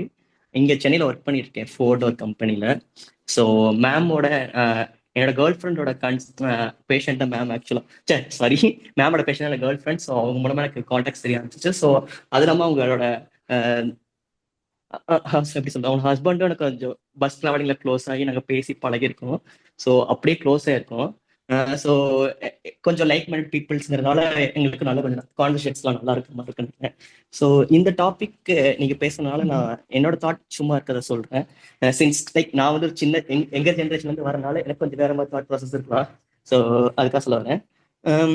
நம்ம இப்போ for example if taking Singapore அந்த மாதிரிலாம் போனீங்கன்னா ஒரு ஆக்சுவலாக ஒரு 10th ஸ்டாண்டர்ட் 12th ஸ்டாண்டர்ட் முடிக்கும் போது எல்லாருமே ஒரு பப்ளிக் சர்வீஸ் 1 இயர் கன்ஃபார்மாக ஒர்க் பண்ணணும். ஒரு சுழற்சி மலையில் ஒவ்வொரு மந்த் ஒவ்வொரு டிபார்ட்மெண்ட்ல ஒர்க் பண்ற மாதிரி ஒரு கான்செப்ட் இருக்கு சிங்கப்பூர்ல. ஸோ அங்கே பார்த்தீங்கன்னா எல்லா ப்ராசஸ் சுழற்சி மலையில எல்லா வேலையும் பண்றதுனால எல்லாருமே ஒரு ஈக்குவலா ட்ரீட் பண்ற மாதிரி ஆப்ஷன்ஸ் இங்க இருக்கு. பட் அங்கே என்ன டெமோக்ராட்டிக் கிடையாது, அங்கே ஒரு ஆட்டோக்ராட்டிக் கவர்மெண்ட். ஸோ அவங்களால எல்லாருமே கம்பல்சரியா இந்த ப்ராசஸ் ஃபாலோ பண்ண முடியும். ஸோ அந்த ப்ராசஸ்ல ஆட்டோக்ராட்டிக்கா இருந்தாலும் இந்த கான்செப்ட் கொஞ்சம் நல்லா இருக்க மாதிரி இருக்கு. எல்லாருமே சுழற்சி முறையில எல்லா வேலையும் பண்ணிட்டாங்கன்னா எல்லாருமே கொஞ்சம் அது எல்லாமே சரி சமம் பார்க்க ஆரம்பிச்சிருவாங்க. ஸோ இப்போ நம்ம இது டாய்லெட் கிளீன் பண்றது அதெல்லாம் நம்ம இதுல நம்ம இந்தியா கன்சிடர் பண்ணும்போது அது ஒரு தீண்டாமையா தான் பார்த்துட்டு இருக்கோம், ஒரு அன்டச்சபிலிட்டியா அந்த மாதிரி தான் பார்த்துட்டு இருக்கோம். ஸோ ஒன்ஸ் இப்போ இனிமே பழசெல்லாம் இனிமே இது மாற்ற முடியாது நம்மளால. இப்போ புதுசா நெக்ஸ்ட் ஜெனரேஷனுக்கு நம்ம இந்த மாதிரி பண்ணலாம். ஒரு கான்செப்ட் மாதிரி ரெடி பண்ணி எல்லா ஸ்கூல்ஸ்லயும் வந்து ஒரு ஆஃப்டர் 12th முடிச்சோன்னா காலேஜ் போறதுக்கு முன்னாடி ஒரு ப்ரீ காலேஜ் முன்னாடி இந்த மாதிரி ஒரு 1 இயர் வந்து எல்லா டிபார்ட்மெண்ட்டையும் ஒரு எப்படி பப்ளிக் செக்டர் டிபார்ட்மெண்ட் வந்து கவர்மெண்ட் சைட்ல இருந்து எல்லாருமே வந்து எல்லா டிபார்ட்மெண்ட்லயும் ஒர்க் பண்ணிட்டாங்கன்னா எல்லா ஜாதிக்காரங்களும் எல்லா மதத்துக்காரங்களும் அந்த டிபார்ட்மெண்ட் கம்பல்சரி ஒவ்வொரு மந்த் ஒர்க் பண்ற மாதிரி இருந்துச்சுன்னா எல்லாருக்குமே வந்து இது வந்து இல்ல எல்லா தொழிலும் வந்து சரிசமம்னு ஒரு தாட் ப்ராசஸ் வர ஆரம்பிக்கும். ஸோ அப்படி வந்துச்சுன்னா இந்த மாதிரி ஒரு தீண்டாமை ஒன்று இருக்கவே இருக்காது. அப்புறமாட்டி ஒவ்வொருத்தவங்க அவங்களுக்கு என்னென்ன வேலை பிடிக்குதோ அதுக்கேற்ற மாதிரி ப்ராசஸ் ஆரம்பிச்சோங்க. இந்த சிமிலர் வே எல்லா இடத்துலயும் டெக்னாலஜி டெவலப் ஆயிட்டு இருக்கு. அதே மாதிரி இந்த இதுலயும் டெவலப் ஆகும்னு நினைக்கிறேன். ஒன்ஸ் ஃபார் எக்ஸாம்பிள் இப்போ ஸ்கூல் பசங்களே வந்து இந்த ப்ராசஸ் பண்ண ஆரம்பிச்சிட்டாங்கன்னா ஒன்ஸ் அவங்களுக்கு ஒரு தாட் ப்ராசஸ் வர ஆரம்பிக்கும். ஓகே இது கொஞ்சம் இந்த வேலை கொஞ்சம் கஷ்டமா இருக்கு, இதை நம்ம டெவலப் பண்ணலாம்னு அவங்களுக்கே ஒரு பேசிக் ஐடியா கிடைக்கும்னு நான் நினைக்கிறேன். ஓகே. சோ கல்வியிலேயே ஒரு பகுதியா கொண்டு வரணும் அப்படின்றது ஆஹ் உங்களுக்கு இல்லையா? கல்வி அதான் 1 இயர் ஃபார் நீங்க எக்ஸாம்பிள் சொல்ற சிங்கப்பூர் கான்செப்ட். ஆர்மில you have to work in the army for a few years once you graduate. அந்த மாதிரி ஏதோ கான்செப்ட் இருக்கு. பட் அதே மாதிரி நம்ம இங்க கொஞ்சம் எல்லாரையுமே வந்து எல்லா எல்லா செக்டர்லயும் ஒர்க் பண்ண வச்சிட்டோம்னா அவங்களுக்கு அந்த இதுல என்னென்ன ஒரு கெரியர் ஆப்ஷன் மாதிரியே நீங்க சொல்றீங்க. Talking about it as a career option. Not a career option. 1 year வந்து பப்ளிக் செக்டர் அவங்க ஒர்க் பண்ணி தான் அவங்க ஃபர்ஸ்ட் கவர்மெண்ட்க்கு ஒரு 1 இயர் சர்வ் பண்ணா எல்லாமே தெரியும் நான் சொல்ல வரேன். I see. And they can Okay, be for example, incentivized also to work there இல்லையா? அவங்களுக்கு ஏதாவது ஆமா incentivized in terms of yeah exactly. Okay சரி. வேற ஏதாவது நம்ம கருத்துக்கள் இருந்தா தோழர்கள் ஷேர் பண்ணலாம். இல்லாட்டி நான் குளத்தூர்மணி ஐயா கிட்ட போன் பண்ணிட்டு அப்புறம் தான் தம்பி அவருடைய பேச முடியும். பேசுறது நல்லதுன்னு நினைக்கிறேன். வேற ஏதாவது கருத்துக்கள் தோழர்களுக்கு இருக்கா? ஹலோ கேக்குதா நான் பேசுறது இப்போ? இப்ப கேக்குது. சொல்லுங்க. ஒரு விஷயம் என்னன்னா அந்த பன்னீர் முதல்ல உங்களுக்கு கிடைக்கிறேன் பன்னீர் தோழர் வந்து ரொம்ப நெருங்கி நண்பர். அவரும் சரி ஒரு இயக்கமும் சரி. இல்ல இன்னும் கேட்கல எங்களுக்கு சரியா. இன்னும் கொஞ்சம் கிளியரா பேசுங்க.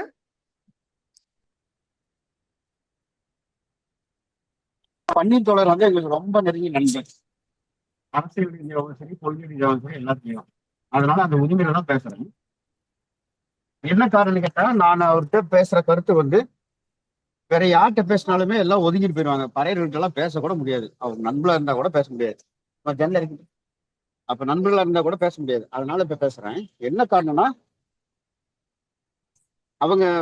அவர் பேசுனதுல 2-3 கருத்தியல் ரீதியாக கூட பிரச்சனை இருக்கு. ஒரு விஷயம் என்னன்னா பெரியாரை பத்தி பேசுறாங்க, பெரியார் பெருசு அதெல்லாம் பேசுறாங்க, அதெல்லாம் ஓகே.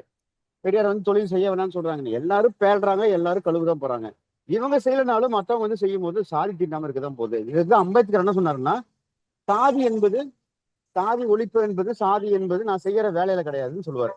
காந்தி என்ன சொல்லுவாரு, நானும் தோட்டி வேலை செய்யறேன், நானும் தோட்டிக்கானே அப்படின்னு. அப்ப அம்பேத்கர் என்ன சொல்லுவாரு, செய்யற நீ வேலை செஞ்சாலும் சரி செய்யாட்டி சரி நீ தோட்டி கிடையாது. ஆனா நான் வேலை செஞ்சாலும் செய்யாட்டி என்ன வந்து சத்தியம் தான் கூப்பிடுவாங்க. ஒரு எடுத்துக்காட்டு சொல்றேன். அப்போ சாதியம் என்பது தொழில கிடையாது, அந்த அடையாளத்துலதான் இருக்குது. இப்ப இவங்க எல்லாம் என்ன சொல்றாங்கன்னா தலித் சமூகமே இந்த தூய்மைப்படி பண்ணாதன்னு சொல்லி வந்ததுனால பன்னீர் சொல்ற மாதிரி எடுத்துக்கிட்டா கூட அவங்க சமூகம் சொல்றாங்க, அவங்க இயக்கம் சொல்ற மாதிரி இது வரைக்குமே சுதந்திரம் அடைந்த பின்பு கூட தூய்மை தொழில பத்தி இது வரைக்கும் பேசாத சமூகமா இருக்கிறது இந்த சமூகம் தான். ஏன்னு கேட்டா எல்லாரும் என்ன பண்றாங்கன்னா விட்டுட்டு வந்துடும். இவங்களுக்கு எல்லாம் என்ன பிரச்சனைனா இந்த மலைக்குழியில போய் இறங்குறது மட்டும்தான் பிரச்சனை. தூய்மை தொழில நடக்கிற பிரச்சனை எல்லாம் இவங்களுக்கு பிரச்சனை கிடையாது. இவங்களுக்கு எல்லாம் பிரச்சனையா இருந்திருந்தா இந்த பிரச்சனை என்னைக்கோ முடிச்சிருக்கலாம். சிம்பிளா என்னன்னா இந்த தொழிலை வந்து கேவலமா பாக்குறதுக்கு காரணம் என்ன, அந்த வேலை நேரமும் அந்த அரசாங்கம் இவங்களை நடத்துற முறையும், அது ரெண்டையும் இவங்க கண்டுக்கிறதே கிடையாது தலித் இயக்கங்கள். காரணம் என்னன்னா இவங்களுக்கு தேவையில்லைன்னு சொல்லிட்டு போயிடுறாங்க. அதனாலேயே இந்த தொழில் கேவலமா இருக்கு. என்னுடைய ப்ராப்ளம் என்னன்னா இவங்க வந்து இப்போ நான் கோவை எல்லா தமிழ்நாடு முழுக்க எடுத்துக்கிட்டா செப்டிக் டேங்க் தொழில வந்து பிசினஸா பாக்குறது எல்லாமே மேல்ஜாதிக்காரங்க தான். கொள்ளையே சம்பாதிக்கிறானுங்க. ஏர்போர்ட்ல டாய்லெட் இருக்கு, அது மேல்ஜாதிக்காரன். எல்லாமே மேல்ஜாதிக்காரன் தான் சம்பாதிக்கிறான். ஒரு கமர்ஷியலை வந்து இவங்க விட்டு போறாங்க. இன்னொன்னு இவங்களுக்கு தெரிஞ்சுக்க வேண்டியது என்னன்னா பறையர்கள் வந்து ஒரு காலத்துல தோல் தொழில வந்து ரொம்ப கேவலம் சொல்லிட்டு இருந்தாங்க. இப்ப பறை எங்க இசை நாங்களுக்கு அடிப்போம்னு சொல்றாங்க. அதனால இவங்க கொள்கை ரீதியாவே குழப்பங்கள் இருக்கோ அப்படின்னு சொல்லி சொன்னாங்க. இல்ல அது வந்து கமிங் டு அது ஒரு சைக்காலஜிக்கல் வியூ பாயிண்ட். அது வந்து நாளைக்கு நான் நக்கீரன்ல இதை பத்தி தான் பேச போறேன். நான் ஐடென்டிட்டி சிந்தசிஸ் பத்தி. Actually that's a political strategy தான். having this pride in அந்த இது அதுக்கப்புறம் ஃபார்வர்ட் பண்றேன். இல்ல இப்ப ஆக்சுவலா வந்து இது நாங்க சொல்ற இந்த தொழிலை இது ஒரு புனிதமான தொழில்னு சொல்றதுக்காகவும் நாங்க வரல. இந்த தொழில இருக்கக்கூடிய தொழிலாளர்களுடைய உழைப்பு சுரண்டல்ங்கிறது ரொம்ப முக்கியமா இருக்கு. சக மனுஷனா இன்னொரு விஷயம் சொல்லிக்கிறேன். இன்னொரு விஷயம் என்னன்னு கேட்டா இவங்க எல்லாருமே தொழில் கேவலம் சொல்லுவாங்க, ஆனா சங்கத்தை வச்சு நடத்துவாங்க இவங்க கிட்ட. இல்ல அதுதான் நான் சொல்ல வரேன். நான் என்னோட கருத்தை சொல்ல கேளுங்க. தோழர் அது அவர் என்ன சொல்றாருன்னா, தோழர் நாங்க இந்த தொழிலை வந்து புனிதப்படுத்துறதுக்காக சொல்லிடுவாங்க. இந்த தொழில மாற்றங்களை ஏற்படுத்தணும். எல்லா தொழிலை போல இந்த தொழிலையும் தொழிலாளர்களையாக இவங்களும் ஒரு அரசு ஊழியர் தான். இங்க இருக்கக்கூடிய மாவட்ட ஆட்சித்தலைவரும் ஒரு அரசு ஊழியர் தான். நீங்க ஒரு மாவட்ட ஆட்சித்தலைவரையோ இல்ல நீங்க கலெக்டரேட்ல வேலை செய்யக்கூடிய ஒரு கடைநிலை ஊழியரையோ நீங்க ஏதாவது ஒரு பொதுமக்கள் யாராவது தாக்கிட்டா நீங்க அரசு ஊழியரை பணி செய்ய விடாமல் தடுத்தலங்க புகார் வந்துரு. ஆனா இந்த தொழிலாளிகளை வந்து பொது இடத்துல நீங்க என்ன வேணா கேவலமா பேசலாம், பாலியல் ரீதியா நீங்க திட்டலாம், அங்க ஒரு மனநிலை இருக்குது பாத்தீங்களா, அது ரொம்ப மோசமானது. அப்ப நாங்க கேட்கறதுன்னா இந்த தொழிலில் பணியாற்றுகிற பணியாளர்களுக்கும் மரியாதை சக மனிதராக பார்க்கிற ஒரு மனோபாவம் இல்லங்கிறத எங்களுடைய குற்றச்சாட்டுடைய. என்னுடைய கேள்வியும் அதுவாதான் இருந்தது. ஏன்னா இப்ப வந்து பட்டியல் சமூகத்துல நல்லா படிச்சு டாக்டர், இன்ஜினியர், பிஹெச்டி இப்படி எல்லாம் வாங்குறவங்க இருக்காங்க. அதே போல வந்து பார்ப்பன சமூகத்துல சில பேர் படிப்பை வந்து படிக்க முடியல. ஏன் அவங்களாம் இந்த தொழில் பண்ணல? அன்ஸ்கில்டு ஜாபா இருந்ததுதான். பட்டியல் சமூக மக்கள் ரொம்ப ஸ்கில்டு ஜாப்ஸ், அவங்களுடைய படிப்புக்கு ஏத்த மாதிரியான வேலையை பண்ணிட்டு அக்கார்டிங் டு தேர் அபிலிட்டி இவங்க பார்ப்பன சமூகத்துல வந்து சப்போஸ் அவங்களால படிக்க முடியல அந்த மாதிரினா இந்த வேலையில இருக்கிறதுல என்ன தப்புன்னு கேக்குறேன். நீங்க இந்த தொழிலா நீங்க என்னன்னா நீங்க இந்த தொழில் எல்லாரும் செய்யற ஒரு தொழில் தான். இந்த தொழில் நீங்க சுலாப் இன்டர்நேஷனல் ஒரு நிறுவனம் இருக்கு. சுலாப் இன்டர்நேஷனல் ஒரு நிறுவனம் இருக்குது. நீங்க விமான நிலையத்திலேயோ அரசு மருத்துவமனைகளையோ அரசு மருத்துவமனைகள்லயோ நீங்க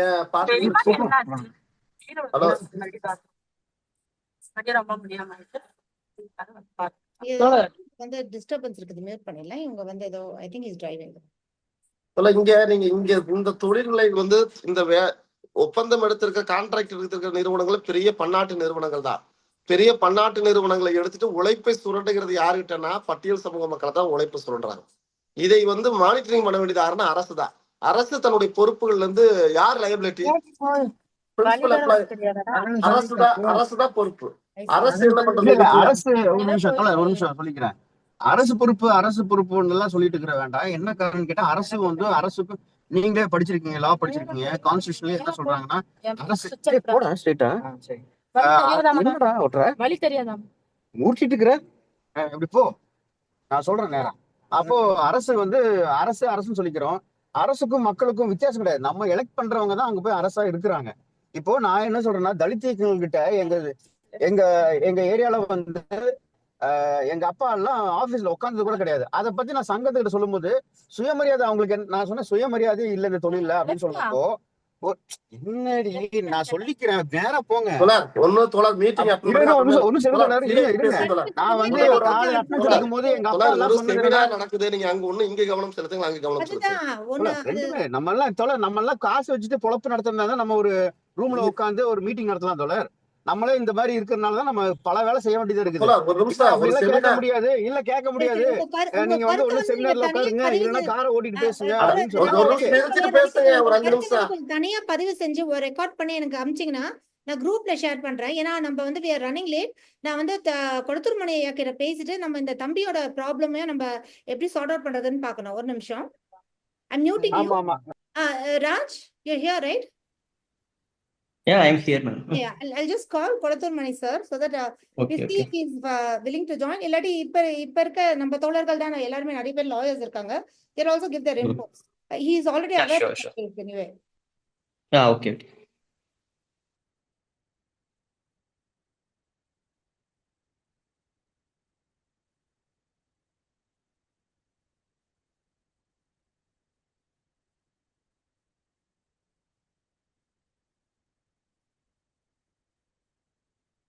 He's busy right now. So maybe Raj can share his experience. அவரோட எக்ஸ்பீரியன்ஸை ஷேர் பண்ணலாம். இங்க அட்லீஸ்ட் 2 or 3 lawyers இருக்காங்கன்னு நினைக்கிறேன், எனக்கு தெரிஞ்ச வரைக்கும். ஸோ அவங்க எல்லாருமே they can give their input. And எனக்கு நான் இன்னைக்கு சேலத்துல ஒருத்தவங்க கிட்ட பேசும்போது அங்க இருக்கக்கூடிய டிஜிபி இவங்களுக்கு இட்ஸ் வெரி நார்மல் சிச்சுவேஷனா. வேற அந்த பெண் வந்துட்டு there is emotionally she is being trapped by the family. They are aware of the situation, so they can find a solution. நாங்க நம்பர் கொடுக்குறோம் அப்படின்னு சொல்லியிருக்காங்க. பட் எனிவே உங்களுடைய ஸ்டோரி நீங்க better if you can see your video also. எல்லா சொன்னீங்கன்னா அவங்களும் lawyers இருக்காங்க. And will try to you know how best to, ஏன்னா இது வந்து இது it's not a single persons problem இல்லையா. we need a forum or some kind of a plan for this. Okay ma'am, ஆக்சுவலா ஒன் திங், இங்க current இல்லாதனால ஃபுல்லா இருட்டா இருக்கு, நான் அதனால வீடியோ ஆன் பண்ணேன். சாரி சாரி, கரண்ட் இல்லை இங்க. ஓகே, ஆக்சுவலா நான் எல்லாத்தையும் ஷேர் பண்ணுவோம் ma'am from start it self. Yeah sure. Okay, எதெல்லாம் வந்து ரெலவெண்டா இருக்கோ, உங்களுடைய பிரச்சனை தீர்க்குதுன்னு நினைக்கிறீங்களோ அதை சொல்லிடுங்க மக்கள் கிட்ட. ஓகே. ஸோ நான் ஃபர்ஸ்ட் அந்த பேசிக் பேக் ஸ்டோரிலேருந்து நான் கொஞ்சம் சொன்ன கொஞ்சம் நான் கரெக்டாக நினைக்கிறேன். ஸோ நான் ஆக்சுவலாக வந்து நான் எங்கள் வீட்டில் வந்து பார்த்தீங்கன்னா எங்கள் அம்மா கண்ட்ரோலில் தான் வந்து எப்படி சொல்றது, பேட்ரிக்கல் சொசைட்டி மாதிரி எங்கள் வீட்டில் வந்து ஒரு மேட்ரிக்கல் சொசைட்டி மாதிரி தான். எங்கள் அம்மா சொல்றதா எல்லாமே சட்டங்கிற மாதிரி தான் எங்கள் வீட்டில் நானும் அண்ணானும் இருக்கோம். எனக்கு அண்ணா இருக்காங்க. ஸோ எங்க அம்மா என்ன சொல்றாங்களோ அதான் நாங்கள் 2 பேருமே கேட்டுட்டு இருப்போம். அந்த மாதிரி தான் நாங்கள் வளர்ந்துட்டு இருந்தோம். ஆக்சுவலாக நாங்கள் வந்து கொஞ்சம் இங்கே சொல்றது வீடே இல்லாம கடன்ல தான் ஸ்டார்டிங் ஆரம்பிச்சது. அப்புறம் எங்க அம்மா கஷ்டப்பட்டு உழைச்சு எல்லாருமே எங்களை படிக்க வச்சு, அண்ணா வந்து டாக்டர் ஆயிட்டாங்க, நான் வந்து ஒரு நல்ல இன்ஜினியர் ஆயிட்டேன், அந்த மாதிரி ஆயிடுச்சு. ஸோ ஒரு பாயிண்ட்ல வந்து எங்க அண்ணா வந்து லவ் மேரேஜ் பண்ற டைம் வந்துச்சு. லவ் பண்றேன்னு சொல்லி வந்தாங்க இன்டர் கேஸ்ட் மேரேஜ்னால. ஸோ இன்டர் கேஸ்ட் மேரேஜ் பண்ணும்போது எங்க அம்மா வந்து அத்தனால நார்மலா இருந்தவங்க அப்போதான் ட்ரிகர் ஆகி எங்க அண்ணா வீட்டுல அண்ணா பிரச்சனை வந்து ரொம்ப ரெகுலஸா வந்து சண்டை போட்டு அழுது எமோஷனல் பிளாக்மெயில் பண்ணி இந்த மாதிரி நிறைய ப்ராசஸ் பண்ணிட்டு இருந்தாங்க. அதே மாதிரி எனக்கு இந்த சுச்சுவேஷன் கரெக்டாக கோவிட் அப்ப இருக்கனால வந்து நான் தான் வீட்டுல இருந்தேன். அண்ணா வந்து டாக்டர்னால அவங்க வந்து பாண்டிச்சேரி சென்னையில அந்த மாதிரி அங்கே இருந்துட்டாங்க. ஸோ எல்லா ட்ராமாவும் வந்து எனக்கு தான் வந்து இங்க என்கிட்ட தான் வந்து புதுக்கிட்டே இருந்தாங்க. அண்ணன் எப்படி பண்ணிட்டா, நீ பண்ணாத அப்படி. எங்க ஊருக்குள்ள பாத்தீங்கன்னா இங்க எல்லா ஏரியாவும் வந்து சொந்தக்காரங்க இருப்பாங்க. எல்லாருமே வந்து எங்க அம்மா போயிட்டு எல்லார்கிட்டயும் போய் அழுதுட்டு வந்துட்டு என்னைய வந்து ஒரு ட்ராமாவா எப்படி சொல்றது, இது பண்ணிடாதப்பா, உங்க அண்ணன் எப்படி ஏமாத்திட்டான், உங்க அண்ணன் இப்படி பண்ணிட்டான், நீ இது பண்ணாத, உங்க அண்ணன் இப்படி பண்றது, இது மாதிரி சொல்லி நிறைய ட்ராமாஸ் இருந்துச்சு. ஸோ அதே டைம்ல பேரலா ஆஃப்டர் கோவிட் முடிஞ்சுட்டு ரெஸ்ட்ரிக்ஷன்ஸ்லாம் முடிச்சதுக்கப்புறம் நானும் ஒரு ஜாபுக்கு போனேன். ஜாபுக்கு போகும்போது ஆக்சுவலா அங்கே ஒரு பொண்ணை மீட் பண்ணோம். 2 பேரும் நல்லா பேசிட்டு இருப்போம், பழகிட்டு இருப்போம். அவ பேர் வந்து நித்தி. ஆக்சுவலா அவளும் வந்து சேலம்ல தான் வந்திருக்கா. ஸோ நாங்கள் 2 பேரும் நல்லா ஃப்ரெண்ட்ஸ் தான், நல்லா பேசிட்டு இருந்தோம். பட் அவளுக்கு வந்து ரொம்ப இன்ட்ரெஸ்ட் ஆரம்பிச்சிச்சு என் மேல. எனக்கும் அந்த பொண்ணை அவ்வளோ பிடிச்சிருந்துச்சு. பட் எனக்கு வந்து இந்த பேரெல்லாம் அண்ணா பிரச்சனை போயிட்டு இருந்தாலும் கல்யாணம் கரெக்டாக அந்த டேட்லாம் அண்ணா கல்யாணம் ஆச்சு. ஆஃப்டர் மேரேஜ் ஆல்சோவும் நிறைய பிரச்சனை போயிட்டு இருந்துச்சு. இவங்களுக்குள்ள சண்டை போடுறது, பத்திரிக்கையில இவங்க பேர் விட்டாச்சு, அது மாதிரி சொல்லி நிறைய ப்ராப்ளம்ஸ் இருந்துச்சு. எனக்கு வந்து அவ வந்து ஆல்ரெடி எனக்கு வந்து ஆல்ரெடி நிறைய ட்ராமா நடந்துருக்கிறதுனால அவ வந்து என்கிட்ட வந்து என்னை பிடிச்சிருந்துச்சு. அவன் என்கிட்ட வந்து ப்ரப்போஸ் பண்ணா. அப்ப வந்து நான் என்ன சொன்னேன்னா, எனக்கு வந்து ஆல்ரெடி இங்க அம்மானா எனக்கு பயம், இப்போதைக்கு என்னால எதுவும் பண்ண முடியாது, நம்ம வந்து ஃப்ரெண்ட்ஸா இருந்துக்கலாம், அந்த மாதிரி நான் சொல்லிட்டேன். ஸோ அப்புறமாட்டி வந்து அவளும் ரொம்ப அழுதுட்டு டிப்ரெஷன் ஆயிட்டு சரி அவளுக்கு கொஞ்சம் பேக்ரவுண்ட் நிறைய பிரச்சனைலாம் இருந்துச்சு. எனக்கு அந்த பிரச்சனை எனக்கு தெரியவே தெரியாது. ஸோ ஒன் பாயிண்ட்ல வந்து அவனுக்கு என்னன்னா, சரி கல்யாணம் பண்ணா எல்லா பிரச்சனையும் சரியாயிரும்னு நினைச்சிட்டு அவன் வந்து அவங்க வீட்லயே வந்து ஃபோர்ஸ் பண்ணிட்டு கல்யாணம் பண்ணிக்க கிட்டத்தட்ட அவளோட ஏஜ் வந்து 20 அது மாதிரி இருந்துச்சு. ஸோ அவன் வந்து சரி மேரேஜ் பண்ணா நிறைய எல்லா பிரச்சனையும் சால்வ் ஆயிரும்னு நினைச்சிட்டு அவன் அந்த மேரேஜ் லைஃப்ல போயிட்டான். போனதுக்கப்புறம் அவனால வந்து என்கிட்ட பேசாமனால இருக்கவே முடியல. ஏன்னா எல்லாத்துலயுமே வந்து அவளுக்கு ஒரு இருக்க எமோஷனல் கனெக்ட் வந்து நான் மட்டும்தான். எதுவாக இருந்தாலும் என்கிட்ட வந்து ஷேர் பண்ணிட்டு இருப்போம்.